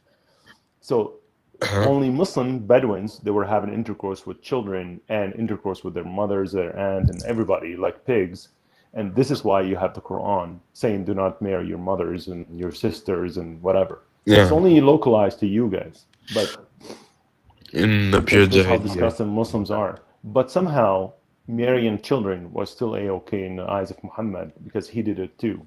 And that's why the permissibility of marrying children stays with you guys and never adopted the PDF terminology. You guys never adopted it. Okay. Yeah, so if you're gonna say because the Prophet married Aisha when she was able to bear intercourse, that entails childbirth, that's fine. I don't really care. And that's not what I'm talking about. I'm talking about the Quran itself making it permissible. Okay. I don't care about Aisha. Aisha could be the last thing on my mind right now. The Quran itself is saying you can have intercourse with children and divorce them. Oh, yeah, we just talked about that, and I just referred to that according to our faith, you cannot harm the child or the female. But still, you still have an intercourse with that child. It doesn't matter if you harm or not anymore. All what you're doing, all what you're doing right now, you're telling me we allow limited PDF philia. It's not a full-blown PDF philia. Hey, listen. Okay, let's see if you can see. It's limited PDF philia in my worldview, right? In my worldview, Islam allow limited PDF philia if all conditions, if all, say it in a full sentence. So if you're a secularist, then this is gonna mean that you're against the criteria of marriage according to Islam. That's fine. We don't care. So Islam allow limited pedophilia if conditions all I mean, it wouldn't be considered pedophilia according to Islam, so I don't. Yeah, but for my worldview, because you're we don't care about your worldview. It's not as if we care. Like, be honest with you, I don't think your worldview is even compatible to secularism because you believe in quite literally the most heinous deity to have been created. So, be honest with you. Doesn't irrelevant. I'm willing to worship a tree or a rock before someone tells me that it's permissible by a deity to mount children at a certain condition. Oh, so you actually do that then. It's kind of irony. Yeah, it is fine. But the fact is, this is these red herrings. These red herrings means nothing to me at this moment, because you're saying again, it is permissible for Muslims to have limited PDF if all conditions are met. Not bar condition, though. Say that again. Last word I didn't hear. Not bar condition if she's not armed. If she's able to. Okay, I'm giving you all conditions are met. If all conditions are met, then it's completely permissible to have intercourse with a prepubescent child. I mean, that would suffice that she's a woman according to Islamic fiqh. Okay, prove that. Prove that a prepubescent is now labeled a woman. I mean, majority wouldn't be able to handle intercourse. So I don't think it's just because she's. It doesn't matter if the majority, like again. Yeah, this is you're not speaking out of your rear end. There is not allowed. Specifically, you're literally speaking from your rear end. Prove it. I'm not. Stop running from it. Rib. Like, what is wrong with you? Okay, so prove your last statement that if she's a prepubescent, now she's can. Stop getting emotional. I'm not emotional. You're lying. You're lying, or you're being like. Stop stuttering. I don't know what you are. Like, man up, bro. I'm not gonna lie. Man up. You're a half a man to think you can allow this to happen to a child. If you were in front of me, this is not about. You know. Okay. So this is not about. The fact that you're saying that this is okay, you shouldn't be allowed in normal societies. You should be back in Pakistan, that's where you are. You should be in prison. Yo, brother. Let me speak for a minute, bro. This is kind of funny. Jail. Frankly, you think it's okay for God to, mold children with bears? So watch it. You don't want to stay on topic. Nev, do you agree with what he just said? I'm gonna answer. So no. Before we go, right? You hard at answering questions, bro. Do you agree with what he just said? What did he say exactly? He said that. Let me put it in a nutshell. Do you think that as soon as a girl can cook, clean, or wash clothes, she's not crazy, of sound mind? And she can withstand penetration, that she's ready to be penetrated? There's factors. What's the factors? So when the woman is ready, she got her puberty and she's a woman and she's consenting. What's puberty? That's good. And can you prove? Wait. What's puberty to you? What does that mean? There's many factors. No, I'm saying, what's the standard? What's the standard? A little retarded. Huh? Don't say that word for me. Do me a favor, bro. I'm on TikTok. All right, sorry. What's puberty though?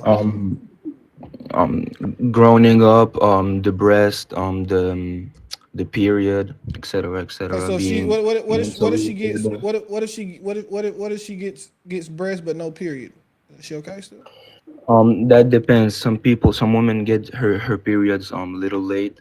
All right, so let's say I think the average in the US is about 11, 12 years old. So an 11, 12-year-old is good to go? When, where? 11, 12 years old is when they normally get their first period. Is that? Yeah, it depends. On what? There's many factors. In the Quran it says test them when they're ready. Where does it say that at? Wait. Where does it say that at? Where does it say that at? About marriage? I know where you're gonna go, but that's not about marriage. Read the verse. See what it's about. Do me a favor. I appreciate it.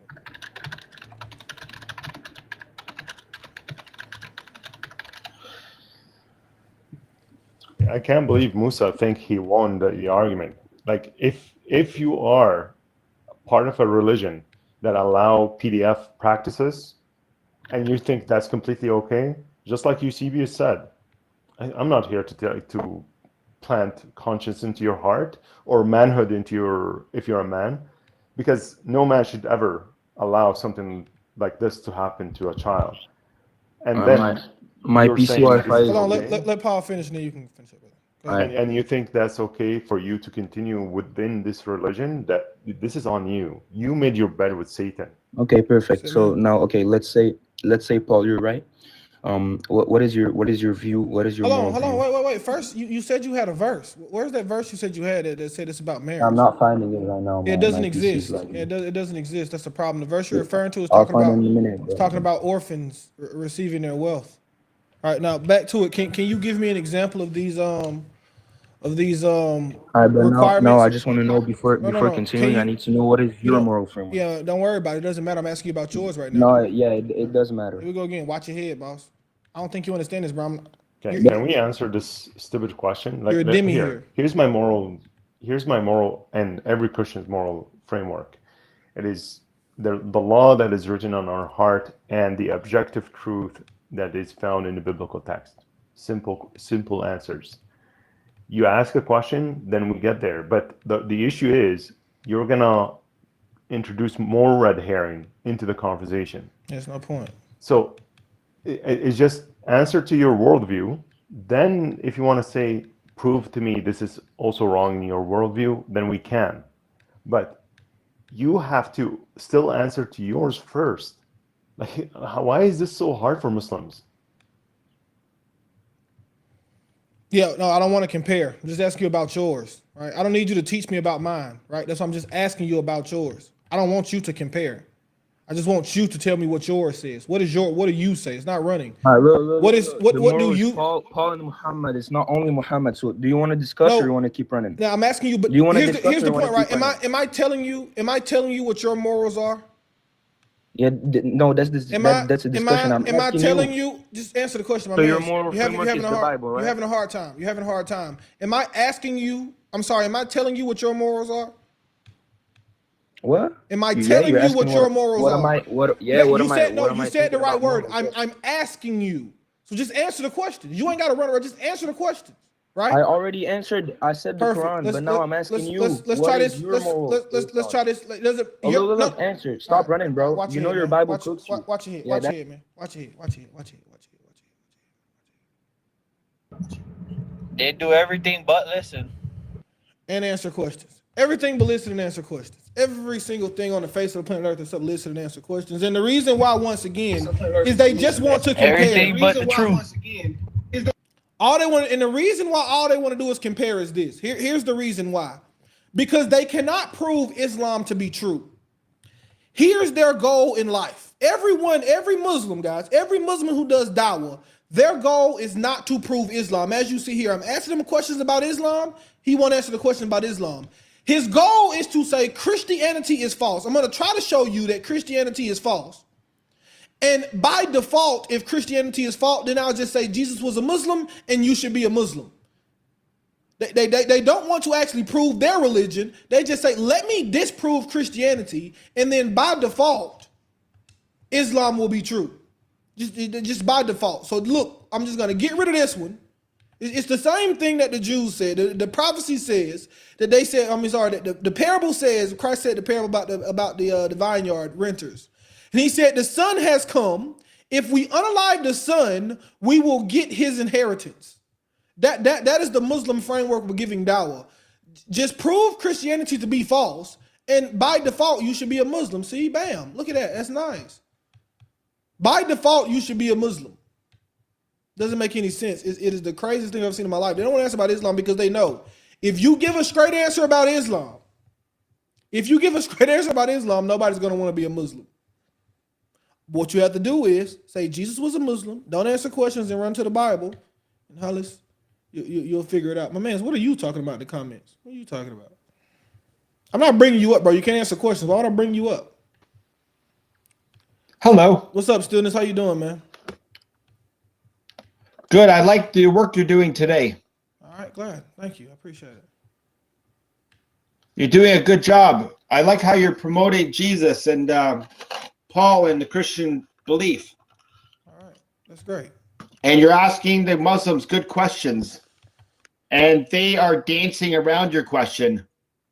And the reason is in my humble opinion, is because Islam has to, by its own definition, it has to dominate the world. So they are looking for child marriage in order to get more Islamic children from said mama. Yeah, for sure. So they want it's a form of dominating society. They want to come to your Christian lands, for sure. Go to your Christian schools, and so it's going to be a matter of Christian society has to band together, or that will happen. So I encourage all Christians to promote family, children, and we got to raise a generation of Christian children. For sure. God bless you, brother. I appreciate you. All right, we got one on YouTube, actually. God bless you, brother. Amen, bro. Oh, he came back. All right. Jose, I remember you from last time, man. What's going on, Jose? How you doing? Fine, man. And yourself? Doing pretty good. That's good, man. Real quick, right. Repeat the topic for me, man, if you could. Who's more moral, Paul or Muhammad? Oh, man, you can't really compare both of them. Why can't you? Because one was a disciple, right? And yeah, and he kind of misunderstood the way he was supposed to teach his. Just talking about morality.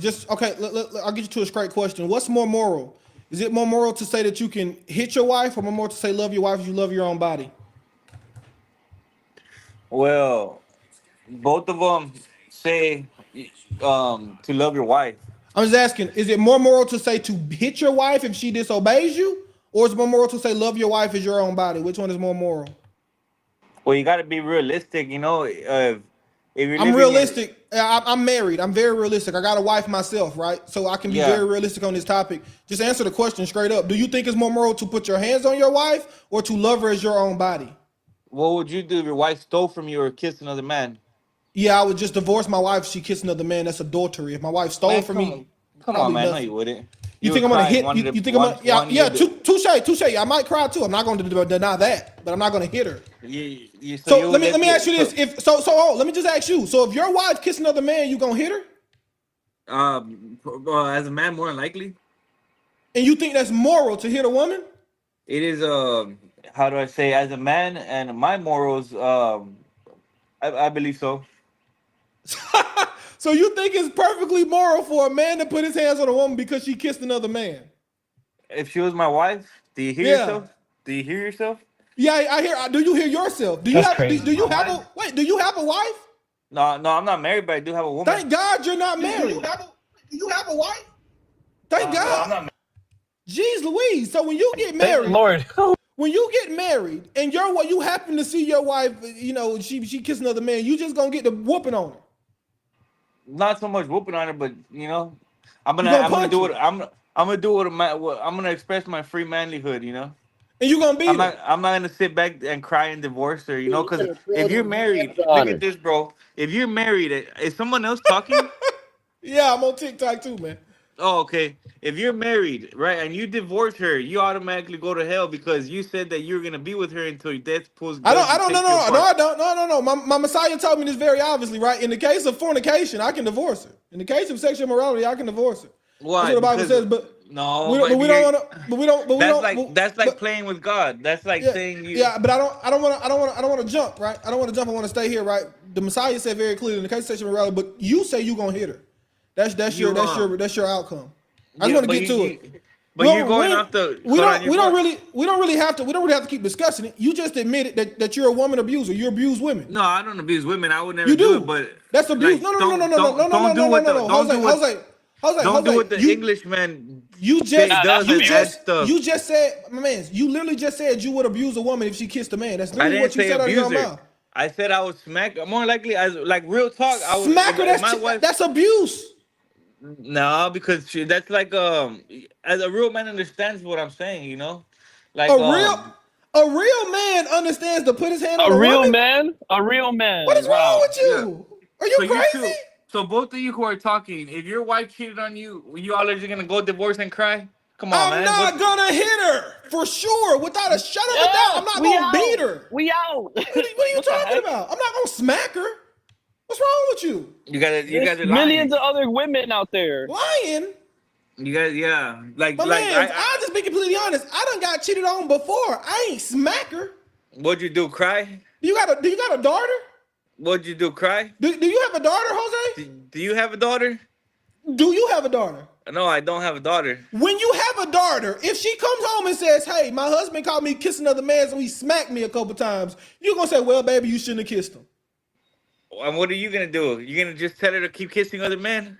I'm going to whoop his ass. I'm going to whoop his ass, and then I'm going to whoop her ass, too. So you're going to let your daughter go from man to man? No. First of all, it don't mean you beat her. We can have a conversation. No, but you get me, though? You shouldn't. How does that end with beating her? Is what I'm trying to understand. You're missing the point. How does it end with smacking a woman? Well, how is it gonna end with you and God when you said, "Hey, why didn't you stay with her until you?" I'm gonna say because I serve the Messiah, Jesus Christ, and He said in His Word that if a woman commits sexual immorality, fornication, I have every right to divorce her. That's what I'm gonna say. But you're going, you know that Bible that you're going off of, man. It's not even like doesn't matter. That's not my topic. That's not my topic today. My topic today is what it says. Yeah, that's not my topic. Let's move on to the next one. Do you think it's more? Do you think it's more to have sex with her? So you're a wife beater, number one. Now, do you think it's more to have sex? No, don't be trying to. You're definitely a wife beater. And you're less than a man. You cry over a woman. You're definitely a wife beater. You're definitely a wife beater. I've never laid my hand on a woman. You would though. You would. You already admitted that you would. You said it on live. You said you would. Would you? No, I wouldn't put my hands on a woman. But back to the topic. Now, would you? Now let's go to the next one. Let's go to the next. I keep it real. Would you also have sex with a 9-year-old? No, that's terrible. Right. So, do you think it's immoral that Muhammad had sex with a 9-year-old? Well, you're talking about 1,500 years ago. Doesn't matter. Is Muhammad the greatest example for some time or all time? Do you know that if you were born 1,500 years ago, you would have probably slept with your mom? Is Muhammad the best example for some time or all time? Are you hearing me? Is Muhammad? Nah, I don't really care. I'm comparing Muhammad, not myself. Is Muhammad? That a topic is going back and forth. Is Muhammad? So is Muhammad? You can't just tell me what you want to tell me. Is Muhammad? Bye. Yeah. Bye. Have a good day. Your sucks. Your stream sucks. See you later. See you later. You have a good day. Okay. Nah, you don't. Look at that. Now you're talking to yourself, Jose. Look. So you talk to yourself. Watch this. You want to see something cool? Look at that. You talking to yourself. Watch this. You back? You talking to yourself. I'll let you, man. That is crazy. That is wild. That's the wildest thing I've heard in my life. This man was proud of putting hands on his wife. Proud of it. He said definitely he would do it. Proud. Man, when you asked him if he had a wife and he said no, I was so happy. I'm telling you. Women out there that Jose's been messaging. Hey, just remember, he said he would put them hands on you. That's a fact. That's a fact. That man said he'll beat you.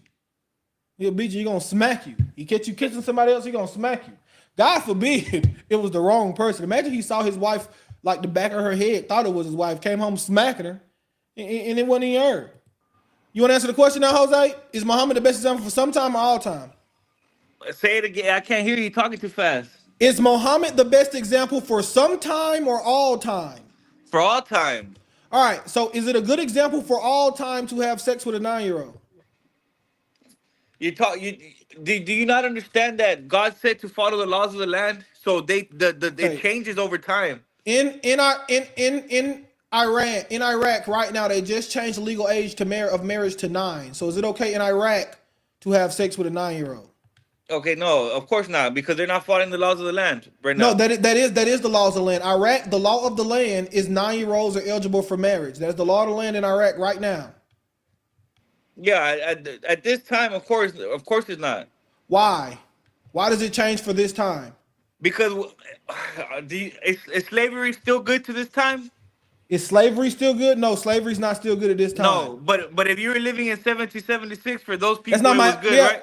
Yeah. My point is Muhammad the best example for all time? But I'm trying to give you understanding so you could understand. Here's the difference. No, the difference is, my man, you're missing the difference, and the difference is you just said Muhammad is the best example for all time. I'm not saying that anyone who had slaves is the best example for all time, but you're saying that Muhammad is the best. Hold on. I don't care. You said Muhammad is the best example for all. If you tell me right now Muhammad is not the best example for all time, then you're right. Mute point. You can just say he was good example for back then. But if you say he's the best example for all time, then he has to be the best example for all time. You can't just decide back and forth when you want to be the best example and when you don't. It doesn't make sense. Either he's the best example for all time or he's not. Do you know You know, when you're comparing people that live tribalistic to now, right? I don't care. But that's truth. That's the point is, I would not compare. So I'm not asking you, right, is Abu Hurairah the best example for all time? I'm not asking you if Umar bin al-Khattab is the best, because you would say, no, Umar bin al-Khattab is not the best. So I wouldn't compare Umar bin al-Khattab to now. The reason why I can compare Muhammad to now is because you just said, listen to the premise. Is Muhammad the best example today, right now? For you, Jose, is Muhammad the best example? For men, yes. Okay, so if today, right now, in 2025, Muhammad is the best example. So that means I have to compare him to today because you said he's the best example for today. Doesn't matter what religion I am. Just answer my question. No, it matters. So I could talk on your views. No, I don't care. I want to talk about Muhammad. Are you Baptist? I want to talk about Muhammad. Are you Christian? Okay, I'm gonna get you out of here if you can answer questions, Jose. I promise you. I'm gonna just tell me you're never gonna come back. I'll be honest with you. I'm trying to get somewhere. I don't care where you're trying to get. I want to stick to my conversation. You already said, right, that Muhammad is the best example for all time, right? 2.2 billion people say it. So everything that Muhammad did is a good thing, right? Everything. Okay, so is it a good thing for right now? So everything Muhammad did back then, you can do it right now with no problem. No, because God says to follow the laws of the land. Okay, I'm asking you. So in Iraq, the law of the land is to marry a 9-year-old. Google it. In Iraq, right? In Iraq, the laws of your time. In Iraq, the law of the time is to marry a 9-year-old. Do you understand? So what do you think they need to do? Just listen. In Iraq right now, the law of the land of time right now today is to marry a 9-year-old. So in Iraq, the men that's marrying 9-year-olds, are they perfectly within the will of Allah? No, they're not going. They're not doing the right thing because why? They need to have. In order for a woman to be married, she needs to have her menstrual cycle. Show me that in the Quran. I'll show you a verse in the Quran that says the opposite. Here's the surah. Let's put it on the screen. All right, put it. I already had it teed up for you because I knew you were gonna say something too. No problem. I got it for you. You don't even have to worry about it. You ain't got to worry. But you also tell me your religion. You ain't got to worry. Here, you follow a white man's religion. Read this verse. Read this verse. The hadith say Muhammad was white. Read the verse. You don't know your religion. You don't know what you follow. The hadith say if you call Muhammad black, you're going to hell. Read this.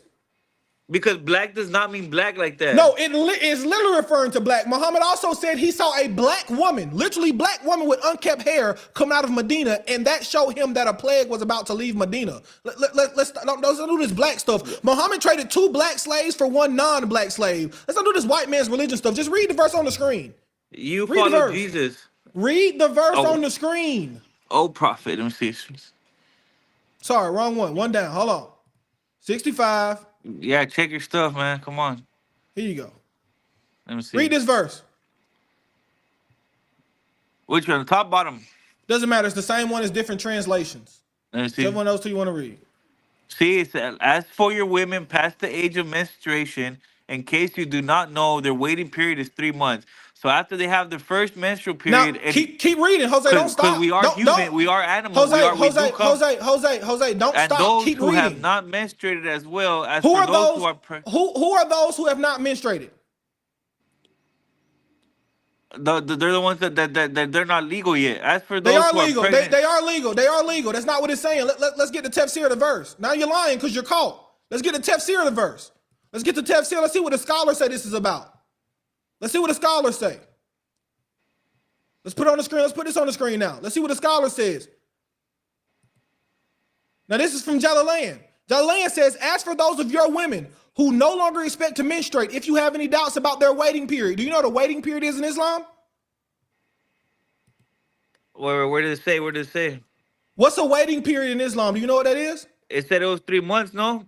What is it, though? What is a waiting period for what? Oh, I don't know. For sex, no? Yeah, exactly. It means you've already had sex with a man, and it's a waiting period until you can have sex with another man. But so, you know, hold on, Jose. Just stay right here. But you know, you guys were inbreeding? My mans, can you just answer the question? I'm going to get you out of here. We're talking about Islam, not talking about inbreeding. Jose, let's get to it. Now, this right here, a waiting period is only for a woman who has already had sex with a man. You know that, right? You understand this? Okay. Right? Okay, cool. Now, so this is a waiting period, meaning this woman has already had what? Sex. She's already had sex. Okay. Their prescribed waiting period shall be 3 months. And also for those who have not yet menstruated because of their what? What does this say? These people talk about ancient people like this. What does it What? say? Young age, right? Uh-huh. Young age. So this means that girls of young age who are too young to menstruate, someone's already had sex with them. Why does Allah allow this? But you do know do you know like the context of all that, man? Do you know I know. It doesn't matter. It doesn't matter. Jose, do you know what people were doing at that time? Is the Quran good for all time or sometime? Did the Quran time out? Okay, then. So don't talk about me back then. This verse is good for right now. Hold on, right Jose. now. Is this verse, Jose, just listen. Is this verse good for right now or not? You know everything he taught us to keep us away from verse, homosexuality, is this verse good for right now or not? Let me see. At all times, man. Okay, so this verse, so cool. Jose, that's it. Jose. You're like Jose. So if this verse is good for right now, Islam allows you to have sex with girls that are too young to have a period, right? You know, you're talking about a book written a long time ago. If this verse is the verse good for right now or not, Jose? Yes or no? You keep going back and forth to this back then stuff. Is the Quran good for all time or not? Of course, that for right now. Of course not. This verse is still good for right now today, right? Did you hear me? For right now, of course not.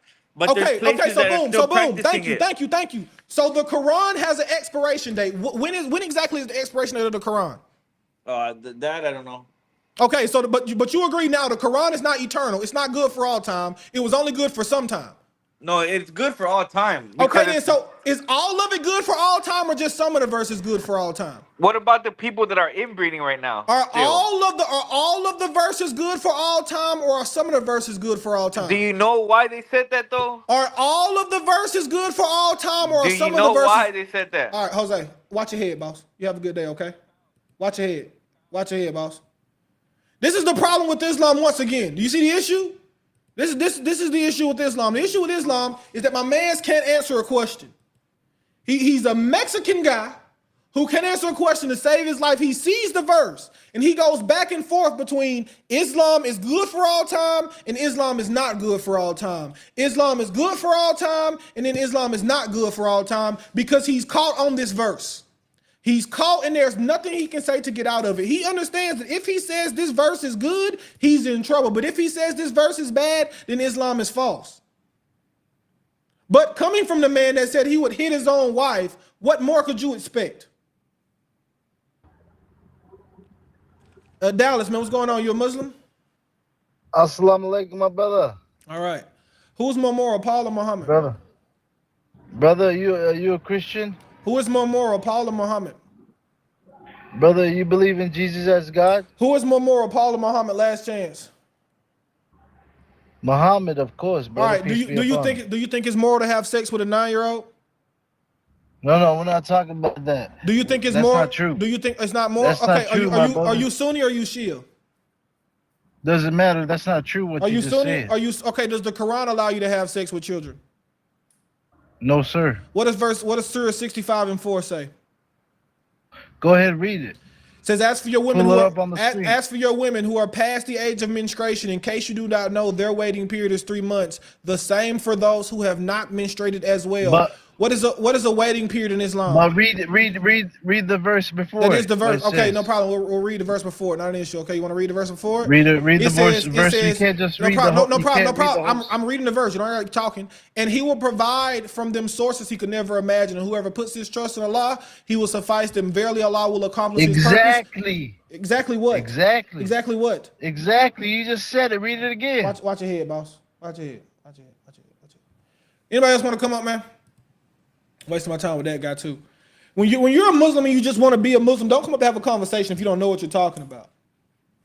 This man said exactly. I read a verse, and crazy enough, this actually happens quite often in the Quran. The verse before has nothing to do with the verse below. And then he just says exactly. Exactly. You don't know what Islam is. You just follow a religion blindly because your mama told you to. You never studied it. I pray you never studied it. I pray to God you never studied it. Exactly. It's not allowed. Yes, it is. Muhammad did it. The Quran allows it in totality. Watch this. Musa gonna tell you, Dallas. Hold on. Let me invite Dallas up. Come back up, Dallas. I want you to sit up here with Musa for a second. Musa gonna make you stand on that dean. Why do you Musa. keep dropping? Musa. Yeah, it was good. Musa, is marriage to a 12-year-old allowed in Islam as long as she can cook, clean, and she's of sound mind and she can withstand penetration? Yeah, if she's a woman, then yeah. Dallas, did you hear that? Dallas, come up. Don't run. Come up. Come up with Can I see the objection? Come up with your Muslim brother. No, I'm not objecting you. If she can consent, what's the issue now? Like, what are you talking about? All right, Dallas, let me say this again. So, Musa, you would agree with me that a 12-year-old who can cook, clean, wash clothes, all right, and she can consent to marriage and she won't be ripped apart, she won't be physically harmed by penetration. That's what we call a woman, bro. No problem. Cool. So, a 12-year-old who meet those categories, she's more than good to be married in Islam, right? Yeah, she falls in the category. Bro. All right, Dallas, do you agree with this? Yeah, Islamically, yeah. So no, Dallas, I want Dallas. Dallas, come off mute. Tell me. Do you agree with this, Dallas? Come off mute. My bad. I think I muted you when you came off. Come off mute. Do you agree with Musa, Dallas? Yo, assalamu alaikum, my brother. Do you agree with Musa? Musa, do you agree? Dallas, my brother. Dallas, take it easy, man. Dallas, take it easy. Dallas, do you? I know. We're not gonna sugarcoat. This is not going to work. Look, Dallas, my brother. Hold on, guys. People Dallas, meet the criteria of marriage is fine. Like, Dallas, this is not. Dallas, do you agree with Musa that a 12-year-old who can cook, clean, wash clothes, she's of sound mind, and she can physically withstand penetration is more than good to be penetrated in Islam? Do you agree with Musa, Dallas? No. No. See, Dallas, you don't agree with Musa. Musa, tell him why he's wrong not to agree with you. yes. So categorically, we'll say someone that can consent to the marriage will be a woman, no matter her age. So I don't see the issues because we don't fit in the category of like a secular society where they decide that age of consent is not going to work Islamically. Brother, it doesn't say in the Quran where you can marry a 9-year-old is okay. So stop saying that. That's number one. I'm not talking to you, Musa. I'm talking to the host. No. Don't talk to me. Don't talk to me, Musa. Let me ask you. Musa. Let me ask you. Musa. Let me ask you another question, Musa. He's a Quranist. So if a 9-year-old, Musa, I'm asking the Muslim, right? So y'all, hold on. I'm talking to the host. I'm gonna ask the Muslim. So you can't say I said anything. Musa, if a 9-year-old meets the criteria that we already have predetermined right here, is it okay to have intercourse with that 9-year-old? Islamic, yeah. Dallas, what it is. The Muslim said it. I didn't say it. That's your brother. You came up and said, Assalamu alaikum. Ask Dallas the issue. Yeah, if she fits in the category of woman, you show him? Show him in the Quran that he's wrong, Dallas. Where in the Quran is he wrong? Brother, Musa, you're going out, Musa. I'm guessing you're going out the Quran and the Sunnah, right? Yes. Of course, you're gonna stand 10 toes in that Quran and that Sunnah. So Dallas, can you show him within the? What are you talking about? There you go. Now, Dallas, can you show him within the Quran and the Sunnah that he's wrong for his position? I mean, we don't say it's dependent on the female. Brother, it's not gonna depend on the age. It's gonna depend on the female. Show me in the Quran where you can marry a 9-year-old. The host. I'm talking to the host. Yeah, I think he's sorry, but like it's not. No. Muslim, I'm talking to the host. Hey, if you're Quranist, then yeah, the Quran kind of condones. In the Quran, it says that it's okay. Musa listen. I'm letting you talk to a Muslim. Man, stop saying Muslim. He's a Muslim. He's a Muslim. I'm talking to you. You know, if someone wants me to leave, go ahead, bro. Show me in the Quran. Yeah, I already showed you. It's in verse 65 and 4. No, you didn't show me nothing. 65 and 4. 65 and 4. It did. Quite frankly, it goes further. It doesn't even give you an age. You technically, like the brother said, if you're Quran only, it doesn't give you an age at all. You can marry any age. You can marry a 1-year-old. You can marry a 1-year-old. It doesn't give you an age in the Quran. Say nowhere in the Quran you can marry a 9-year-old. Here, that's false claim. That's number one. Here. Hold on. False claim. Right. Hold on. Number Here. two. No.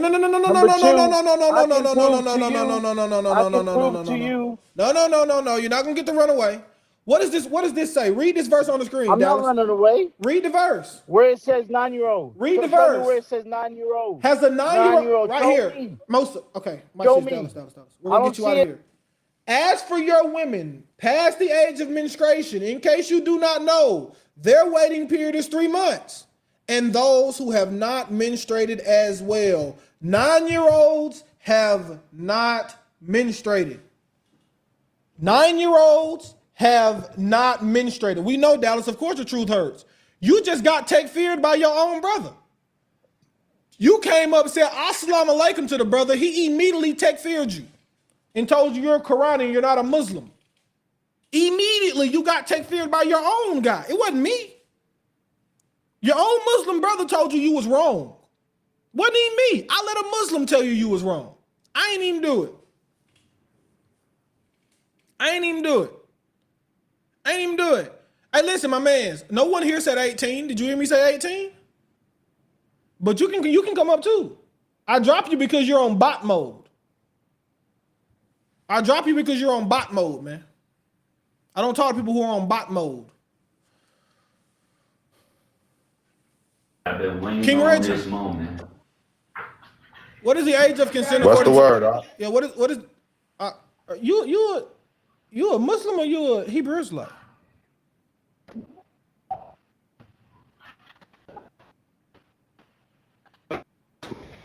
You got bad connection, man. You can come back later on, though. I invited him up to be fair, so he might didn't even want to come up. All right, anybody else, man? We got a good 2 hours in, so no one else wants to come up. We'll call it for today. But if anybody else wants to come up and tell me who is more moral, Paul or Muhammad? Who is it? Why do you think Muhammad is more moral than Paul? What about Muhammad is moral at all? Is the question. Is there anything moral about Muhammad? And you see Dallas Midnight. Dallas Midnight is a good example of what we call a bot Muslim. That's the only thing he got right there. Jesus is not God. Okay, we got somebody. Let's see. Let's see what we got on. They must have left. Yeah, they left. Had one on YouTube, but they left. Good job. All right. But feel free, hit the request button, guys. I'll give you another, let's say 4 or 5 minutes here. And we'll probably call it for the day if no one else comes up and wants to tell me who is more moral, Paul or Muhammad. Who is more moral? Just to recap today, guys, we've heard a Muslim tell us it's perfectly fine if a 10-year-old can cook, clean, wash clothes, and is of sound mind, and she can withstand penetration, you're perfectly within your rights to penetrate her. We had another guy tell us that it's perfectly okay to put your hands on your wife to slap her if you see her kissing another dude. This is Islam. And this is why we run these lives. Again, I'll say, right? The reason why I run these lives is not necessarily, right? I do want to bring Muslims who are good people to the truth of Jesus Christ. But the way in which you do this is you just allow Muslims, right? You just allow Muslims to tell who they are. You allow them to come up themselves and you let them tell you who they are. You let them tell you. You don't have to, me. I'm not gonna say you don't have to. That's a bad way to put it because I'm not knocking on anybody else. I'm saying the way we do it here, the way I do it in particular, is just let them expose themselves. And it's a reason. They say, I stick on 3 topics, and they're actually right? It's a lot of guys who you can watch that are literally, I'm not joking, I'm not saying this to be funny.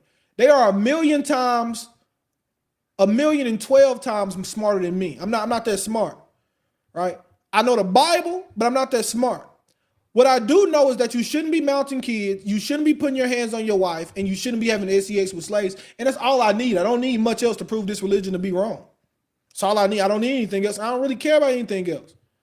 Now, to be honest with you, the reason why I do this are those 3 reasons in particular. And so people who are good people can find the correct religion. It's not, I'll let you say what you want. SF man, what's going on, man? How you doing? You say views. What's going on, bro? I'm good, bro. How are you? I'm good, bro. Bro, I don't have a lot of time, man, but I just heard, bro. I can't beat my wife now, bro. No, man, you can't beat your wife, bro. Says who? The God of the Bible. No, bro. Yeah. No, come on, man. Yeah. You say this. Yahweh never said that, bro. The God of the Bible says that you should love your wife as you love your own body. Would you beat yourself, SF man? I beat myself every day, bro. Not that. No, I'm joking. No, that's inappropriate. That's inappropriate. I hear what you're saying. But okay, so I don't beat myself.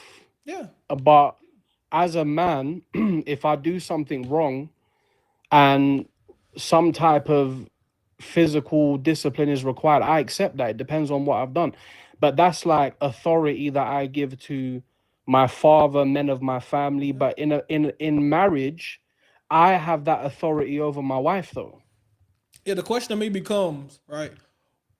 Why isn't speaking to your wife enough? Why do you have to put your hands on her? Yeah, God willing, that is enough. Like for most people, I think that's enough, bro. For most people, just having a good conversation with your wife that you love, you both love each other. But let's be real, bro. I'm 34. Like, I don't know how old you are, but some women are crazy, bro. I've seen them. That's true. Like, but when, you know, especially in Islam, right? If a woman is crazy, can't you just say talak, talak, talak, and it's done? yeah, but the crazy ones are the best ones, bro. You don't want to leave her, bro. Yo, but you know what I mean. You should. Yeah, but like this is toxic. Like this is what you're describing is I like a toxic relationship. That's toxic. She's crazy, so I beat her so she ain't as crazy, and then we get along again. And we try to get in 3 months. When I would, yeah, that's crazy. 3 to 6 months is usually the reset button period, bro. But what I'm saying is, it's crazy you said that. See, Eusebius knows. I know he knows. But what I'm saying is, it's not a good way to live. You know, it's not a good way to live though. It's toxic. When I was younger though, I mean, I'm 34 now. I was married for 13 years. I'm divorced. But when I was younger, I'm not gonna say I liked a crazy woman, but I do recall being like Captain Saver, you know, bro. Like I did have that, but I think men naturally have that. We're protectors. We want to help. You know, it's something that God put in us.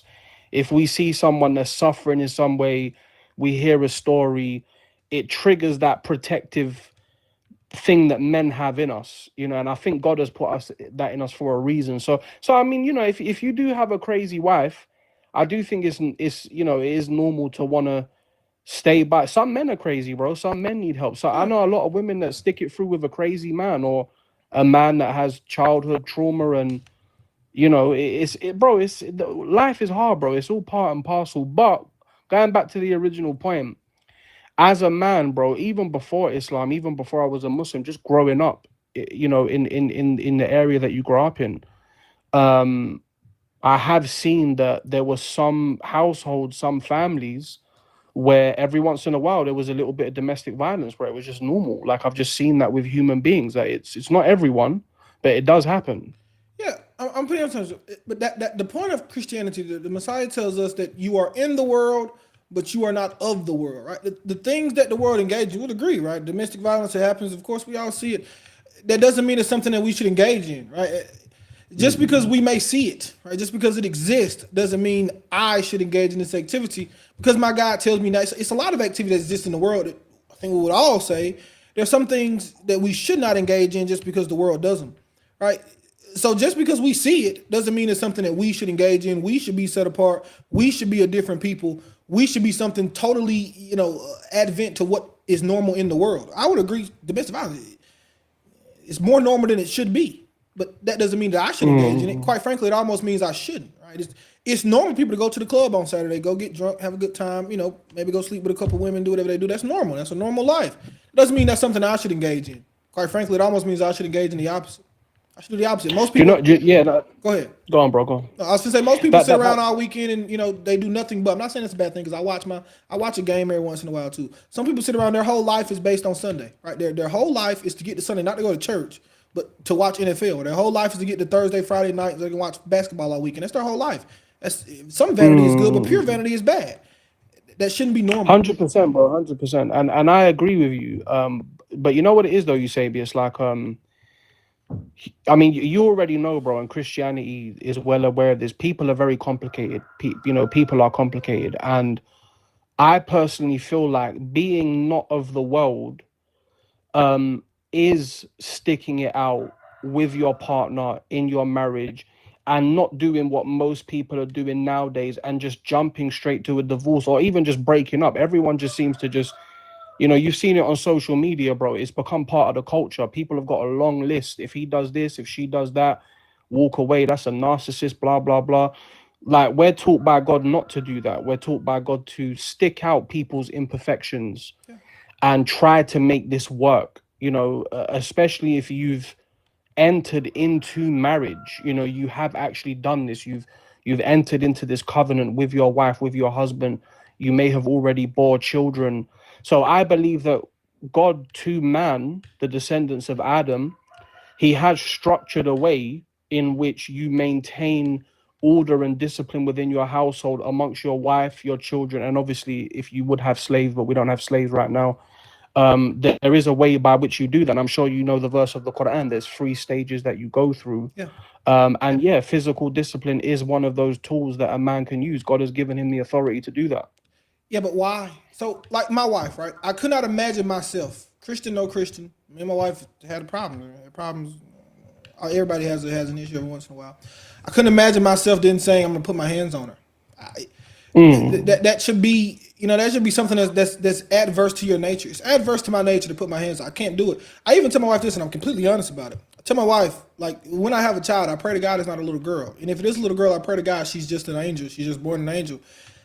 I couldn't even put my hands on her. I just, I can't. I couldn't even spank a little girl. I couldn't do it. I couldn't make myself do it. I was at my wedding, right? The wedding, you get this corsage. I got a little niece.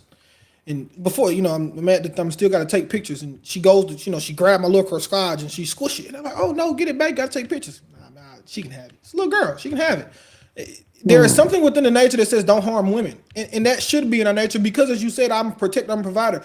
I don't want my wife to think, under any circumstance, I'm gonna put my hands on her. The first 2 steps, I don't have a problem with, right? If the Quran left at the first 2 steps, right?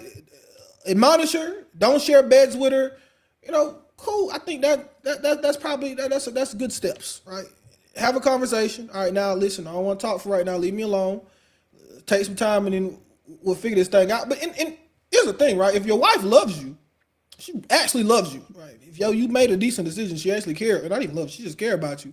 Not talking to her for 3 days, to me, is more useful than hitting her. If anything, it takes away that protection aspect, right? Once I put my hands on somebody, especially or a female, the way females' emotions, no disrespect females, once I put my hands on her, it almost takes away the protection aspect. She don't see me as a protector anymore. She see me as a tyrant, as an abuser, not a protector. If I abuse her, if I hit her, why would I let somebody else hit her? Yeah, that's where the mind's gonna go. Right. So I mean, me personally, like, congratulations on your wedding, bro. May God bless your marriage and your children. Amen. I mean, I was married for 13 years, bro. I got married when I was 19, right when I became Muslim. The same year I got married, and I was married to my ex-wife for a long time. And no, bro, like, you're 100% right. Look, even my children, right? I've got sons, and what time is it? My chicken's crowing. It's probably time to pray. it crows every time it's time to pray, man. Can you hear him? Yeah, I can hear it. I can hear it. Oh, sorry. Yeah, but I remember the first time I spanked my son, right? And bro, I'll be real with you right now. I cried myself to sleep, man. Like, I just felt bad. But at the same time, I've got sons. My eldest son is almost a teenager now, and I think I've only spanked them. My eldest son in his whole life, bro, it's maybe like 2-3 times. And when I did it, it was like I had to do it. It was like they just. And I spoke to them. I spoke to my oldest son. I mean, one time I spanked him because I bought this bunk bed, and it was a 3-level bunk bed for my kids. And when I bought it, the top level, I was like, that's too high. So I boxed it off. I put like storage up there. I told my kids, you're not to go up to the last level. And I just bought a mattress at the time, and I put it on the floor. I said, don't go up there. It's dangerous. It's unsafe. Daddy shouldn't have bought that. It's too high. I don't even know why they're selling it. And I caught them multiple times climbing it, bro. And I told my son multiple times, look, daddy's telling you this, not because I'm doing this for you. It's your safety, like, don't go up there. It's dangerous. And unfortunately, he kept doing it, bro. And the last time I spanked him, and after I spanked him, lo and behold, he stopped doing it, and it worked. I didn't want to do it. I'm doing it for him. And I don't like spanking my children, bro. It's the last resort. But it did work, bro. It did work. It's like it has its place. So long as you're not a tyrant, you're not tyrannical, you don't want to hurt people, this is an option. This is the last resort, you know. So I agree with you, bro. I agree. Talk it out with people. Communication is the best form. But unfortunately, bro, like God knows his creation. There's a lot of us, and not everyone is the same. And for some people, physical discipline does work. We don't want to do it, but it does work. Yeah, and I'll be completely honest, right? Here's the difference between my wife and children. I got a son like my nephew. I punch my nephew. It is what it is. He's fine. He'll be all right. He'll cry for a little while. He'll be all right. The reason being is that he doesn't understand why. So he doesn't. If I tell, or now he does, but when he was younger, right?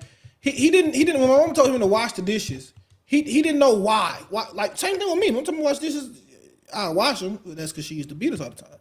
The point is, I didn't understand the why. What I understood was I don't want to get a whooping, so I won't do this. Now, once I get older, I understand the why. Mama, why do I wash dishes? Because if I don't wash dishes, the house is gonna stink. Why don't I stick a fork in the socket? Because I'm gonna die. You know why? So I get the why as to why I do things, and so the beating becomes unnecessary because I understand the why. The beating, I don't need the beating anymore because I get why. I get it now. I understand this is the why. So with a wife should understand the why. And if she doesn't understand the why, I should explain to her the why because her cognitive reason is at a point where she should get the why. So the point for which you beat children is because they don't get the why. Same thing, right? The child understand I'm gonna get hurt. He does understand if I do it again, I'm gonna get beat, right? But he didn't understand I'm gonna get hurt. A wife should understand if I do this, I'm gonna get hurt. And if she doesn't, I should just explain to her, hey, this is not good, and this is why this is not good. This is why you shouldn't go here and do this, and this is why I think this way, and this is this, and that's that. And we should be able to reason. With a child, sometimes a child does not have a reason, so then I gotta use the rod until they can understand the reason. Right? But with a wife, she should already have reason. So all the rod is doing to her, causing physical harm to change behavior. I don't know if physical harm changes behavior well. I think it's a good placeholder for the time being, but I don't know if it changes behavior. I think it's a placeholder because my mom could whoop me. Yeah. And if so, for example, right, my mom will whoop me. Let's say I whatever. I was disrespectful to a teacher, and my teacher told, right, and I would get beaten. If I thought I could be disrespectful to a teacher and get away with it, so if I figured that the teacher didn't have my mama number, I'm still gonna be disrespectful because I don't get the why. I don't understand why. I just don't want to get a beating, right? The point is to reason with them. Eventually, my mom said, "Don't disrespect because this is your elder and she knows more than you."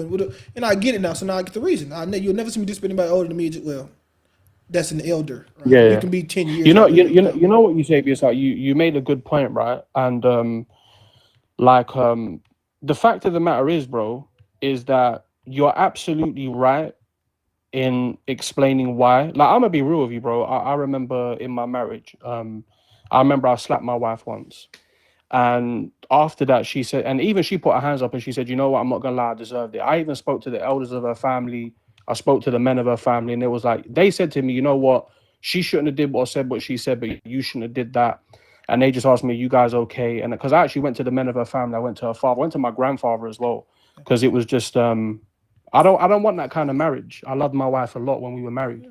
But even if I go to men, bro, right? Even if we talk about men are very, we're very logical creatures. We're very robotic in the way that we do things, right? Things are very simple. I get up every day, I do this. This is what I do, bro. It's X, Y, Z. It is what it is. But sometimes you do encounter men that are quite shady, right?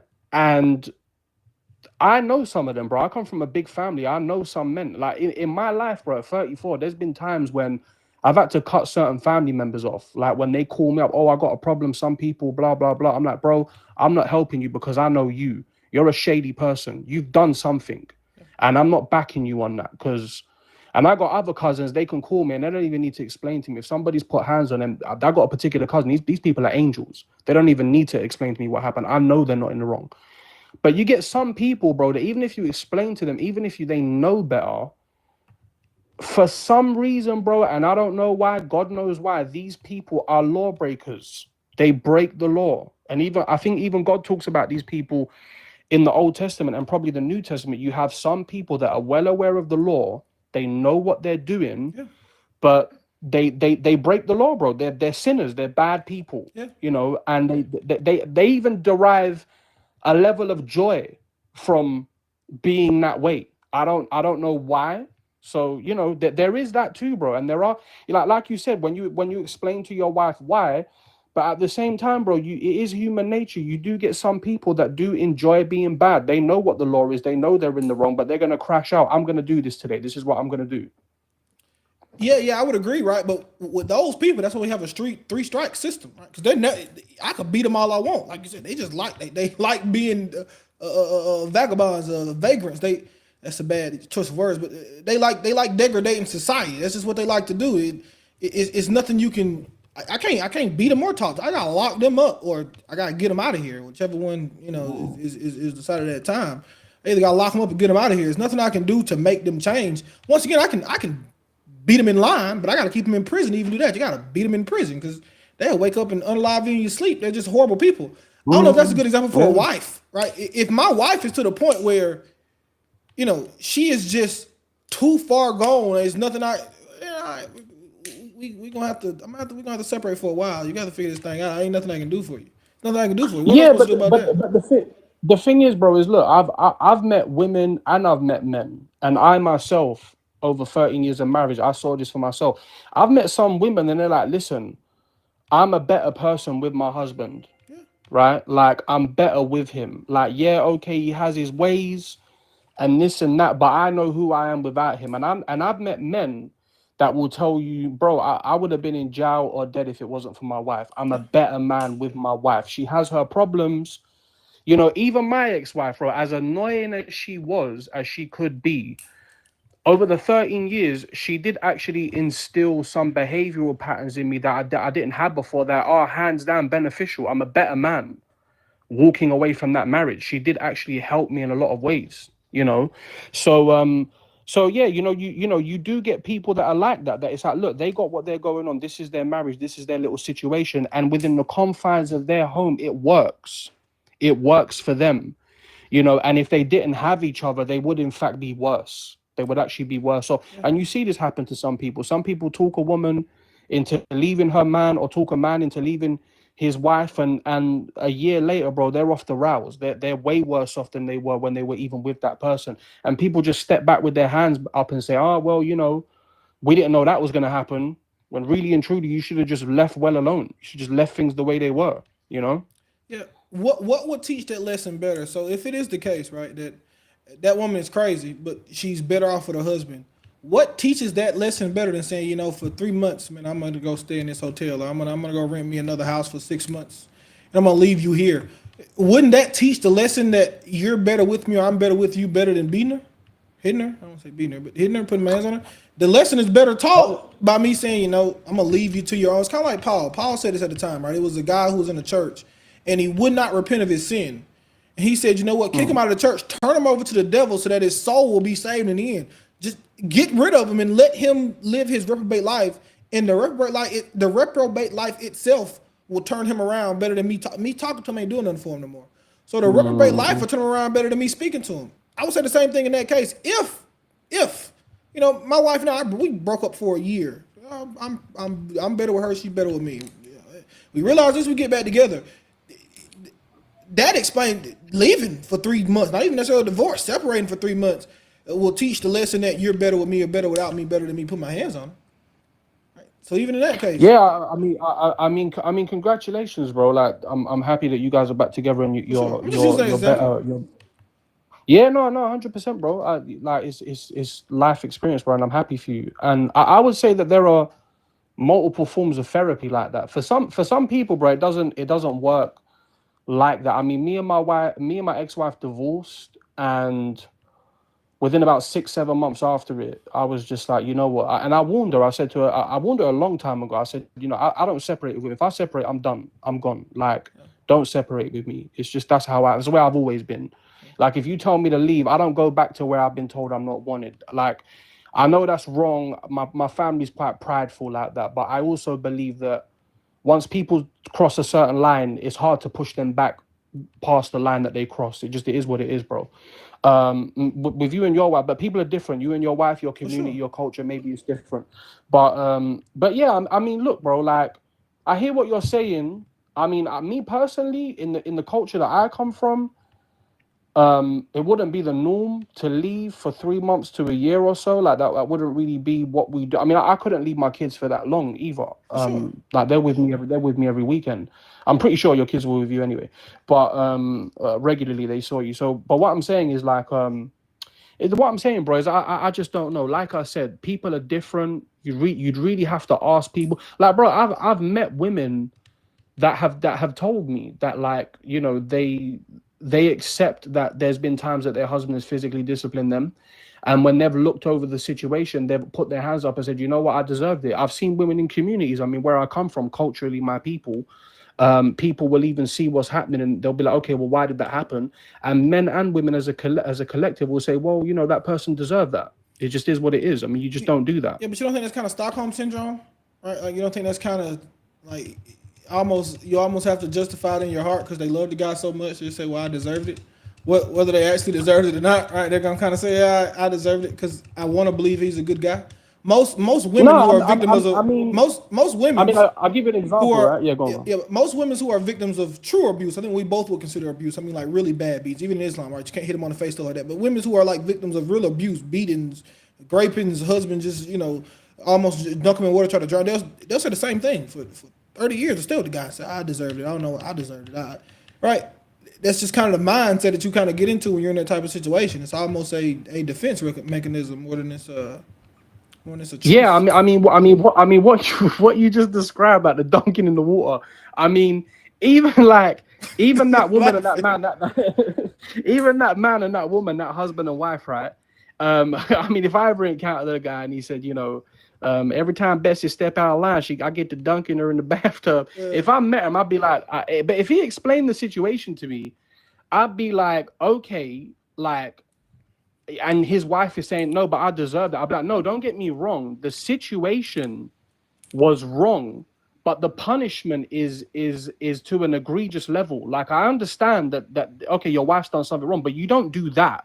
Like, you know, that's like an overstatement in your authority. Like, you can't go to that degree. Yeah. You know? Yeah. I would just say that by then putting your hands on it generally. Right. Yeah. So hello, room. Could you hello. Could you get to a point where maybe you could say, right? Let's say my wife come home and say, "Bride, I cheated on you with 4 guys. I ain't got no kids. Look, I cheated on you with 4 guys, and I don't know if any of your kids really yours." Yeah, maybe. You get angry, right? If a dude hit his wife, then I'm gonna say, "Dude, you shouldn't hit your wife," but I see why you hit her. Right? You should have did it. You're wrong. You're horribly wrong. But right? That doesn't make it right. That makes it human nature that you have to control, right? It makes it, human nature says this, but you have to control human nature. You know, humans, it's a lot of stuff weird humans do when they can't control themselves. A lot of weird stuff humans will do because they just can't control themselves. I mean, if that happened to me, bro, I don't even think I would hit my wife. I just feel like I would just feel defeated, bro. I feel like I would go for a long drive and just never come back. Yeah, I feel that. I just say something, guys. I feel that. What guys, I got a question. You know, let me say something. Let me. Yeah, but you say this. Thanks for having me up, bro. I'm gonna go, man. God bless Evans, man. Listen, man, just you're an honest guy, man. I hope you man, just I don't know. I'll pray for you, man. God bless you. Yeah, I'll pray for you too, bro. I hope you become Muslim. For sure. I hope you become Christian. We're on the same page. We're gonna get there. Let's see which one happens first. God bless you. Let's see. Man. That's a good point. That's a good point. Let's see who goes which way. Take care, God bless, man. Have a good day. God bless, man. Take care. Right, you too, bye-bye. That wasn't I don't mind talking to people like SF man. Even though I don't agree with him, he can reason. You know, I don't mind someone who can reason. I don't agree with him, and I don't think he's a horrible guy. I don't mind someone who can reason, man. I really don't. All right. To be funny, D Money Ali, the other guy was here first. What do you want to say, man? Okay. I was just trying to add something to that. Go ahead. To that topic about sometimes women do need a bit of discipline sometimes because I've seen it with my own eyes. Years ago, I think I must have been about 15. My father used to have a shop that used to sell Jamaican food, African food. Yeah. You know, and we're Asian, by the way, but that was my father's business. So I used to see a lot of black people. And there was one incident where this woman, she was about to have an accident, and she started swearing at the other guy, blah blah blah, and her husband was with her, and her husband kept on saying to her, forget about it, but she kept on taking it to the next level, swearing and saying this guy, and then I think he told her again, leave it out, forget about it, and she said something to him, and he slapped her. And I was only 15 at that time, and when I saw that, I realized that he didn't want to slap her, but he slapped her just to shut her up. No, you know what I mean? He wanted to slap her. No. He.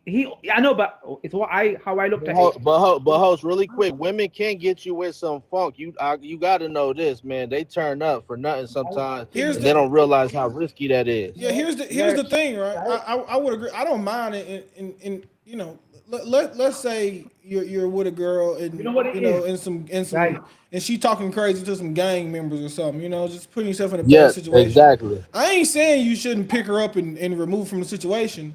I'm saying don't beat her. You know what I'm saying? No, you can grab her. Say, hey, come on, we got to go. You know, you acting a little threat, crazy, right? Act just like try to punk her. Don't really actually. You pick her up and just pick her up. Take her out the store. She talking crazy. You should be able to do it with your voice. You should be able to do it with your voice alone. Exactly. Exactly. That's preferable is exactly what you just said, Imam Ali. Preferable is I can speak to my wife in a tone that's still respectful, but it's stern enough to say, this is a situation you don't quite understand. Calm down. Right? But I definitely shouldn't have to smack her. Like smacking your wife in public, bro. I don't even think you should smack your kids in public. I'm not someone who says you can't spank your kids. I don't even think you should you shouldn't even spank your kids in public in front of people. That's nuts. That's crazy. Yeah, but you see, when she was using her mouth, I realized that he's probably used to it. That she must do that regular, and basically he was saying to her, leave it out, calm down, it's done. You don't need to go on and on. And then she started having to go at him, and he was a big guy, and he didn't hit her with full force. He just hit her enough, and she just shook, and then. I've seen him for years married.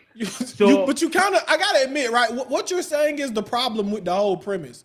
The problem with the premise is this guy thought it was a good thing to hit his wife.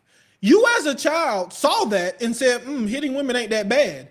That's part of the problem is that if he wouldn't have did it in the first place, you might when he had his mindset, it's good sometimes to hit women. It's like him putting his hands on his wife, create a whole nother generation that's gonna put his hands on his wife, and then you probably tell your sons in certain situations, right? So he just created 3 or 4 more generations of something that shouldn't exist anymore because he couldn't control himself because he didn't have any self-control. Yeah, but have you guys heard that joke of Kevin Hart joke where his girlfriend goes, "Put your hands on me, put your hands on me," and then when he puts her hands on her, then she goes, "You're crazy." Basically, the woman sometimes wants you to put your hands on her. And when you put your hands on, you realize that a man's strength is different to a woman's. She don't really want you to. The premise of the joke is that she don't want you to. She just talk. Listen, guys. She just was talking. That was the whole premise. The premise of the joke is she don't really want you to put your hands on her. She's just talking. Right? That's like anything in life. You know what I'm saying? That is a common saying by my people. They say do it and watch what happens. If I tell you do it and watch what happens, that means don't do it. Don't do it. If I say do it, watch what happens. That means don't do it. Like I don't want to don't do this. That's a bad thing. Don't do this. Yeah, but let's just say they were happily married for years and years after that, and they kind of nobody's got like Stockholm syndrome. They're happy husband and wife. You can be happy with Stockholm syndrome. Right, I give good examples like slave. There were slaves who used to get beat, but broke horrible things done to them. But when other slaves tried to escape, they go tell Master, Johnny trying to run away. He's happy on the plantation, but he's a slave being abused. But he's happy on the plantation. These are women from the free world where they've got this woman wasn't in that predicament. So you're trying to put an image on it. All I'm trying to say was an incident happened and it was going out of hand. and the only way the man could have dealt it, right, which happens in war. When war happens, the only way you can deal it is you gotta fire back or shoot back. So it's the same premise. Nah, bro, it's another way as a man to handle a woman than to slap her, bro. It's always another way to handle a woman. That's never the only option. That's a lie. But Host, you gotta understand, some women only respond to that physical stuff. If you ever had a Polynesian girl, you would know, man, because they strong. No, keeping it 100. You got to kind of not put your hands on them, but you got to put the force on them. You got to put. They want to feel that power on you, man. What do you mean? You got to explain. So explain what you mean by that force. I didn't know what that means. Well, this is what I came in here. First off, that's not Muhammad. That's Ali. And Paul, it can't compare to Ali, brother. I got to get on you for that bro, one. That's just AI, bro. I don't even know who that is. I just said AI. I told AI to make me a background. That's nobody. That ain't even a real picture. That's AI. Right, and what you have to realize, brother, is that most men who love their wives, and most women who, the man, I knew by the size of that man, I knew how much power he had, and I knew how much power he used. I'm not saying it's wrong or right, but what I'm trying to say is men, they don't go all out. Like for example, listen, I had brothers, and brothers fight each other, and my brothers used to always say, "Do you think that we use our full power on you? Do you think that we use our full power on you?" We don't. We only use 20% of it, and 20% used to hurt as well. But that's what they used to say. So sometimes certain situations. Let me ask you a question, like right? Did you have a sister? No, I don't. I have 3 brothers. Now, I got a little sis. Exactly. Let's say if you did have a sister, right? It would not be an acceptable response to your father, right? If your little sister go to your father and say, "My brother used 20," he said he only used 20%, and he punched me, your daddy finna whoop your ass in the worst way. Yeah, don't matter. Cause you one thing for your little brother, like your little brother, you go to your little brother, he gonna say, "Stop crying, go hit him back." You know what I'm saying? But if you go tell him, "I use 20% force on my little sister," you in for a bad day, big fella. You finna have a real bad day. It ain't gonna be good at all. You're right. You're 100% right. Yeah, that's right. That's 2 different things, right? It's a man, right? Like my nephew might go to school and get in a fight. If my nephew come home and say, "Hey, I got in a fight," I'm gonna say, "Bro, you won." I don't even really care. Did you win though? Is the only question I got. Well, first of all, make sure it was a boy. As long as it was a boy, my only question is, did you win? I don't care about nothing else. If a little niece come home and say, "Hey, uncle, I got in a fight," I hope it was a girl. Even if it was a girl, my next question is, "Are you okay?" It's not, "Did you win?" It's, "You good?" Like, "Are you okay? What happened?" You know what I'm saying? Let me go to the school and talk to the principal and see what I can do about this. And right. So we understand that genders just have different out. Like my nephew need to know what it feel like to take a punch, because he got to take a punch. Right. My niece, I don't intend for her to ever take a punch. It just you don't. That's not life. That's not how we do things, right? Men fight wars. Men fight battles. Women don't. Bro, I know what you're saying, but when they want equality, then you gotta get it the full package. Don't marry a woman who want equality. Number one, that's first what equality in that sense, right? Equality when it comes to like ego. She's equal to you. She's equal. I gotta fix that. I gotta fix that real quick before I go on. I'll let you go, brother. When I say equality, I mean that the genders are totally equal in their roles and responsibilities. Not that you're not equally human, or that you don't both deserve, equal human rights in that sense. I want to correct that. I didn't want to get that statement off and it sound crazy. Yeah, a good woman makes you stronger. That's a fact. They do a lot for you, but you got to keep God first, because or else you'll get misled. And some of them, they got demons. You can usually tell the bright colored hair and all the tattoo, but these days you can't tell no more because it's the style. That's true. Yeah, man. That's true. Robert, what you got to realize as well, man. Look, what's happening in the world now? High divorce rates, high everything. Right? The world is going nuts. The world's going. There's no respect. There's no respect among youngsters to seniors. You know what I mean? Vice versa. You know what I mean? Something's going wrong because people are losing. They're losing scripture, and they're kind of running towards. You a Christian or you a Muslim, man? Muslim, man, Muslim. Okay. But I see the thing. You sound like a Christian. You sound like a Christian now, AD. No, what because scripture? I live in the West, in it. That's why. I'm born in. I live in the West, in it. Yo, why aren't you a Christian, man? Why aren't you a Christian? AD, have you tried going to a church and studying the Bible? By the way, because that's what I want to ask. Because what I realize in these lives, some Muslims, they don't understand the Bible, and the same thing sometimes with the Christians. But in the internet age is beautiful because we can cross reference. You can go learn. Have you popped that thing open or visited a church? Because I will tell you, I'm keeping it 100. Because I actually came in to defend Muhammad against Paul because Paul wasn't. But that's a long story. But the energy is different, bro. The masjid has it has some beautiful things, discipline, humility that the Christianity needs to learn. But Christianity is the energy is different, bro. I'll keep it 100 with you with that. It's called the Holy Spirit. The spirit is different. It's called the Holy Spirit. That's what it is. Okay, that Holy Spirit, right? Real talk. Real money. talk, man. E-money, you know what it is? If you want to see proper... Hold on, really quick. What? Nah, I'm on a whole different... D-Money Ali, what are you? Like, what is your... What are you? I'm getting ready to get back into church, but I'm unbaptized, so I'm still Muslim for now. But I'm keeping as much as I can because God showed me the Quran. This is what I want to tell you about Muhammad, right? Because I know you point out some questionable things, but you got to remember this.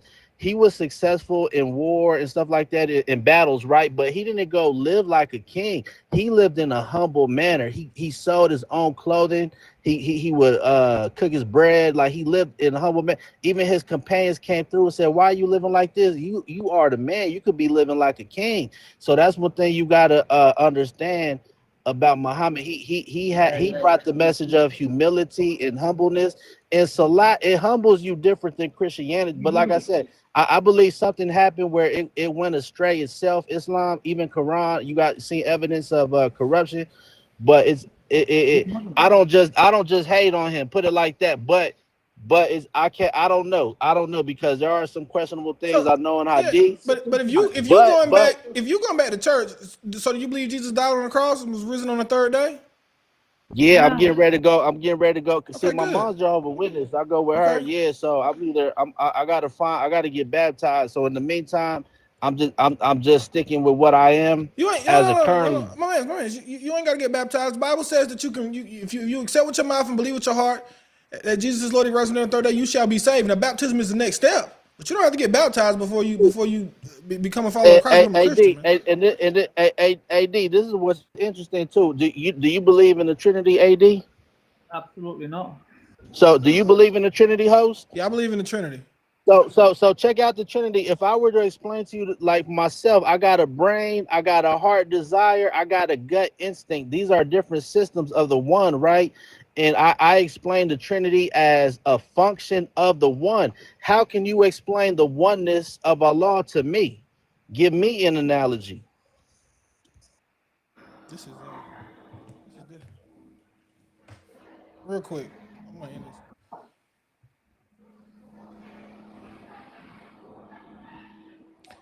this. D-Money Ali, I want to ask you a question. What made you come back to Christ from Islam? Man, I'm gonna tell you the truth, man. First off, I was in this choir, and the music made me want to kind of like get back into church. And this pastor put a prayer on me. I was doing Lyft, like Uber, giving rides to people, and and I told the pastor, "All right, we're just talking religion," and I was letting him know some political ideas. But he gave me a prayer. He gave me like a whole shahada, right? And he put Jesus on me. I said, "Damn, I don't know how I felt. I kind of felt awkward." But then like I discovered TikTok live, and then I just started I came in defending Islam, and the Islamic lives, they're kind of rude, man. They got on my nerves, and I had to kind of research. And it's the thing, I wasn't prepared to say I give up the Bible for it. And that's what you'll do if you go. They're giving out free shahadas to people real fast and real quick. Yep. But they don't tell you that you ain't gonna open that Bible no more. Man, they don't even give it no kind of credit. And the thing is like, it spoke to me, man. And Jesus came to me in the energy and the Holy Spirit. So I don't know. So I kind of like try to build the bridges between both because I believe they are seeking God as well. I believe there's God. I don't. It's God. God is above religion, bro. You know what I'm saying? But for me personally, Jesus had to bring me back with Him and say, "Hey, you belong here because you think I didn't really." So what I tell them, I just say I was researching. I didn't know. You know, because I don't want nobody don't come after me trying to like I'm nothing. You know what I'm saying? I'm from the USA. I grew up in the church, so I think I was just trying to learn something. You know what I'm saying? For sure. You're a good example of so how long were you Muslim? Like a few years. I was practicing I hadn't been much religious in recent years. For sure. But I say like 10 years ago, I kind of was into, at the time you didn't, the claims that are made right about Christianity are sound, but in the internet age, you can't just make these claims and not get away with it. It's kind of, you know what I'm saying? Like the Bible is corrupt and this is preserved, not necessarily so. For sure. And that's what they got to understand. And like I said, I've been trying to build a bridge and give some props and try use Quran only, but I still believe in it. But it's kind of, I think what the Lord told me, you kind of just got to pick. You can't be. Can't mix you can't. The Bible says you can't be hot or cold, right? Because the whole premise of Islam is denying. And I ain't trying to be, but the whole premise of Islam is denying the whole premise of Christianity. Our religion is built upon the fact that Christ died and resurrected on the third day. Islam is built upon the fact that Christ did not die and rise on the third day. Those two things don't correlate. Yeah, that's right? What it seems like. The Bible tells that's us. Real, yeah, the Bible tells us in 1 John. Hold on. The Bible tells us in 1 John, right, that anyone who denies the Father and the Son is the Antichrist. Right? It is the spirit of the Antichrist, the one who denies the Father and the Son. Islam denies that God is the Father, and they deny that Jesus is the Son. They are the definition of that verse. That's what got me the Father God. This is why I came to the Muslim. What do you have anything on the 144,000? They're talking about, oh, that's irrelevant. I don't know what you're talking about. Well, how do you connect them? And this Father God, if I say Father God, that's why I try to ask them, like, AD, can you just give me a prayer off the top of the dome? Give me a prayer on the live right now. Just give me a blessing. They won't do nothing like that for you. I ain't seen it yet. I don't think they can. This is in it. Like, I don't understand what you mean by that prayer. See, look, he doesn't even understand. Yeah, I don't know what you mean. A'udhu billahi minash shaitanir rajim. Bismillahir rahmanir rahim. Yeah, I appreciate that, but what I'm saying is just come off the top of the dome and call upon him to send somebody a blessing. You know what I mean? The Christian will do that for you, man. It's just a spiritual thing. He coming off the top of the dome, here, man. Sending you a prayer in his name, and you feel it immediately. My brother, listen, Babylon. You are a brother, and we are connected in the spirit. I kid you not. I was just thinking in my mind, I wish Babylon was here. Every time, I'm not joking. I'm so serious, it's making me tingle. Every time I think, man, I wish Babylon was here, I look at the request, Babylon 007. Every single time without fail. I'm not joking. But how you doing, brother? You all right? Something told me to come. God bless, man. God bless. That's crazy. God bless you, brother. Hold on, D-Money, don't leave yet. Hold on, no. Oh, D-Money, don't leave yet. It's okay. D-Money, come back. Come back up for a second. I'm here, man. I'm hitting sitting ducks, man. You guys are not even asking me anything. I'm not that religious, but... Okay, so hey, let's try you then. Why aren't you a Christian? Me? Yeah, hold on, but D-Money came back. D-Money, I think Babylon... I'll go ahead. Yeah, I'm getting to the gym. My bad.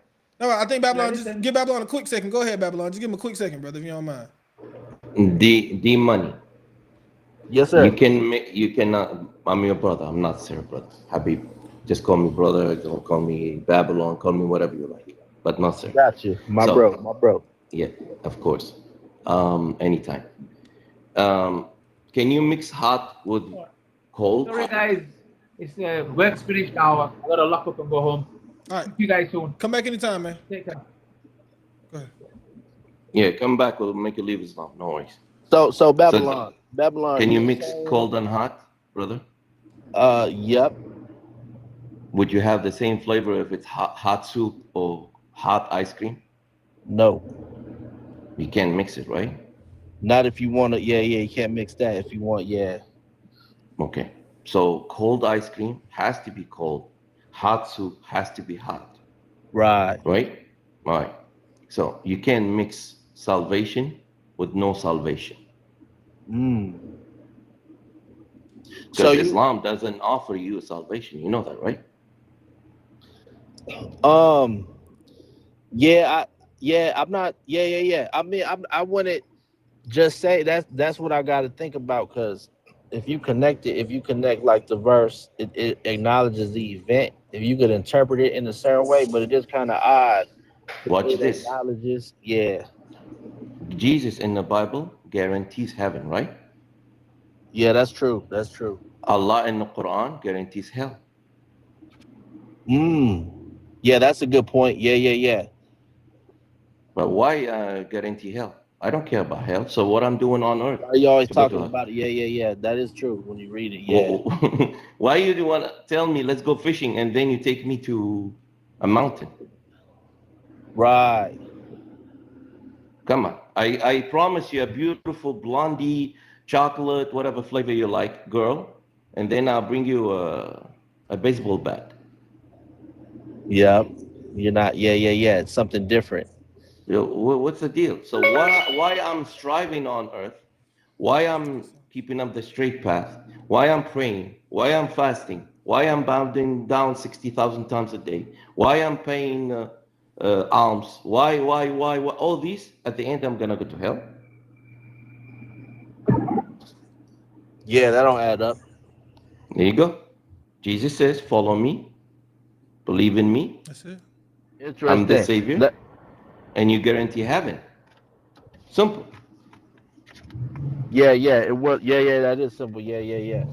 And I, like in my teens, I had accepted Jesus in the church, and then as I got to college, I was studying, and I wanted, when I think about it, I always wanted to connect the Quran with the Bible, and so that was when I first studied. Then you look at some corruption.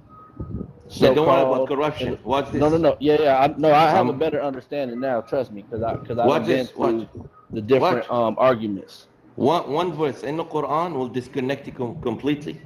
Is Islam, Judaism, and Christianity Abrahamic? Not sure at this point. No. Why?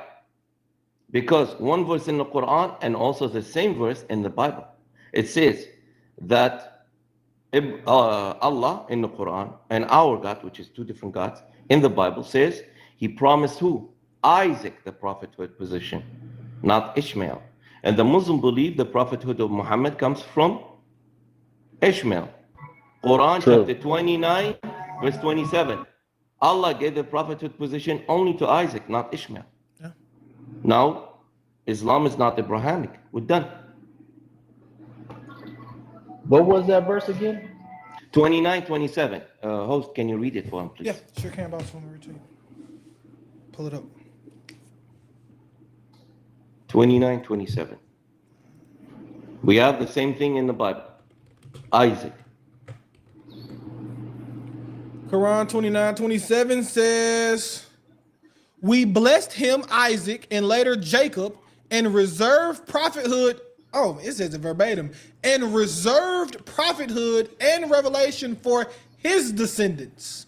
We gave him his reward in this life, and in the hereafter, he will certainly be among the righteous. So what the names we have there? Isaac and later Jacob. Isaac. Where is Ishmael? Where is Ishmael, my brother? Yeah, that's crazy. Yeah, that's true. You would think it would be, yeah. It says reserved. I reserved it for him. Only him. It's reserved just for him. That's crazy. Done. Now we can find Ishmael as a prophet in the Quran, yes. But as a prophethood line, no, it's not reserved, it's not given. Only through Isaac. That destroyed the whole claim of Islam being Abrahamic, my brother. Yeah, that's very true. That's very true. Well, I gotta go and contemplate on this. What? Contemplate wait. and think. Contemplate on what?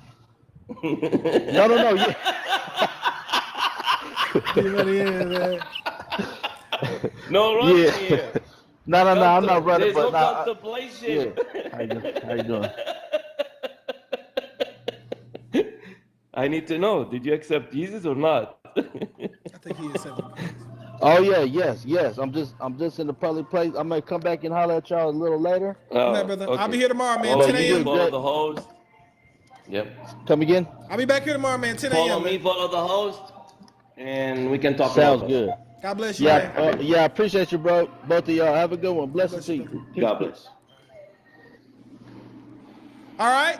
On What's up, YouTube bro? in particular, I'm gonna end it here. All right, I'm gonna end it here. God bless. I hope you enjoyed the live. I'm gonna stay on TikTok, but just on YouTube, I'm gonna end it here, man. God bless. Hope y'all enjoyed the live. We shall see you all tomorrow.